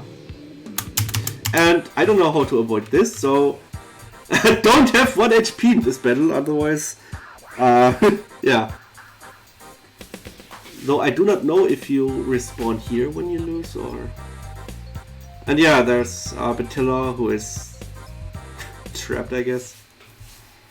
And I don't get this. Rayman is uh, concerned and happy. I do not know what to make of this. He's like breaking character, basically. And yeah, then you can see this dotted line, which goes all the way up to Mr. Dark's Dare Candy Chateau, which has a, a very interesting soundtrack, so let's go.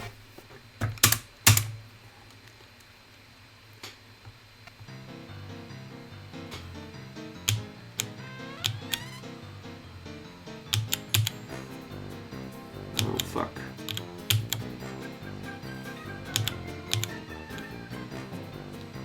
Ah! I hate this part. It's... I can never seem to remember this completely, which is, you know, not very advantageous for me in this case. It's... right. And you have to basically keep your momentum because of this. If you don't have enough momentum, you cannot get past the green, I don't know, Waldmeister. I don't know if it has a word in English, but it's a flavor basically. I don't know what to call it in English. And oh yeah, by the way, we have Dark Rayman, who does everything we do in exactly the same spot we were when we did that. So it's like learning to, I guess, move and remember what you did and like use that to your advantage.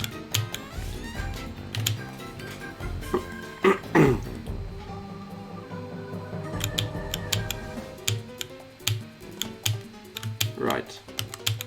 But it's, once you understand, it's not too bad.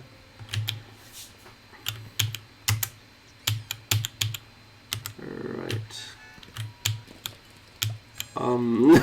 The soundtrack is obviously distracting in a way, but not in a like bad or gross way. It's just shit.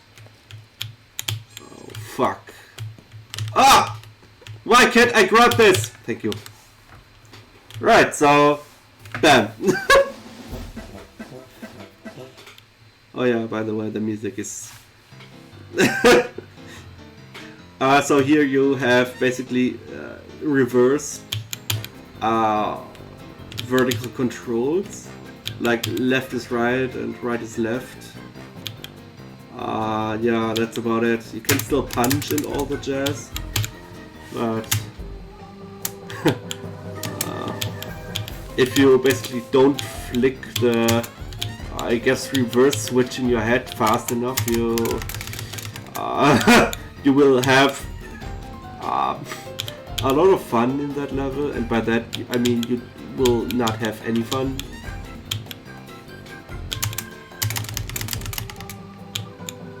And these clowns are like,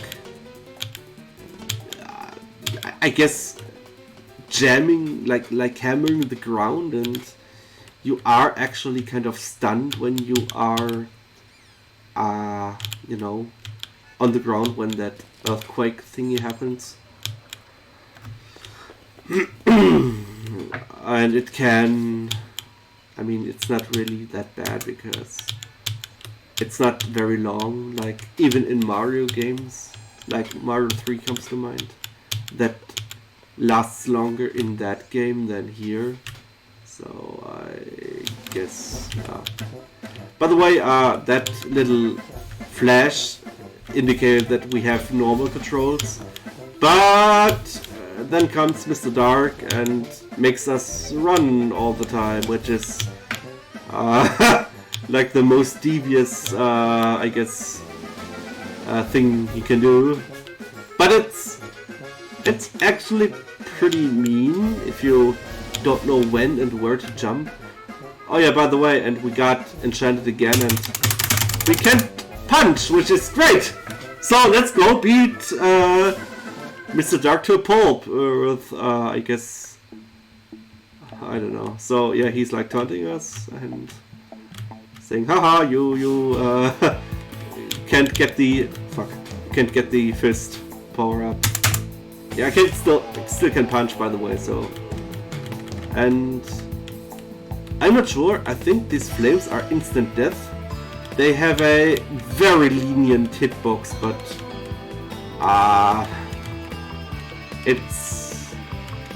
it's very mean because these fireballs can knock you into those, and yeah, it's not fun. So you stand about here, like, this is like where you should stand, even though it looks like you're gonna get hit any second. You can still go a few pixels to the right. And then these electrons come and give me the power, and yeah, you know, boss starts, I guess. Many theorize that this is not Mr. Dark, but he's like amalgamating some henchmen. Though I do believe this is just his magic and he just transformed into these beasts. Yeah, so that's my take on that. So I don't know what to tell you. If you know what you're doing, it's not that difficult. But if you don't, then yeah, it is. No, I missed. Oh no, I didn't.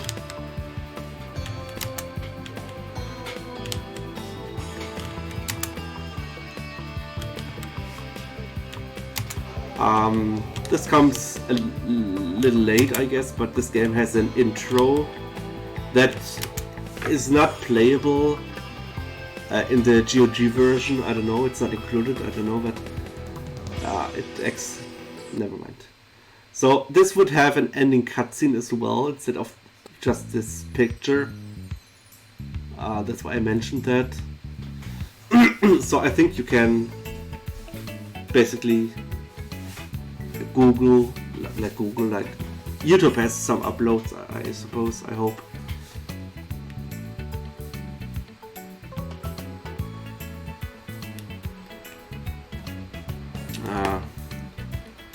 So it's not the full experience essentially when you play on PC, but you know. Yeah, that was Rayman. And I got this game for my, like, when I was 8 years old, so birthday, and 10 years later I beat it the first time, and you know. Jeez, where has the time gone?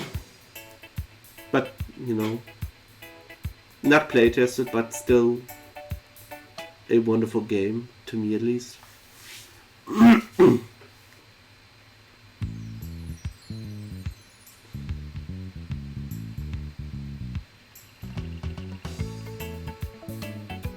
Yeah, that's pretty much it. So yeah, thanks for sticking around, if you did, and see you soon. Goodbye.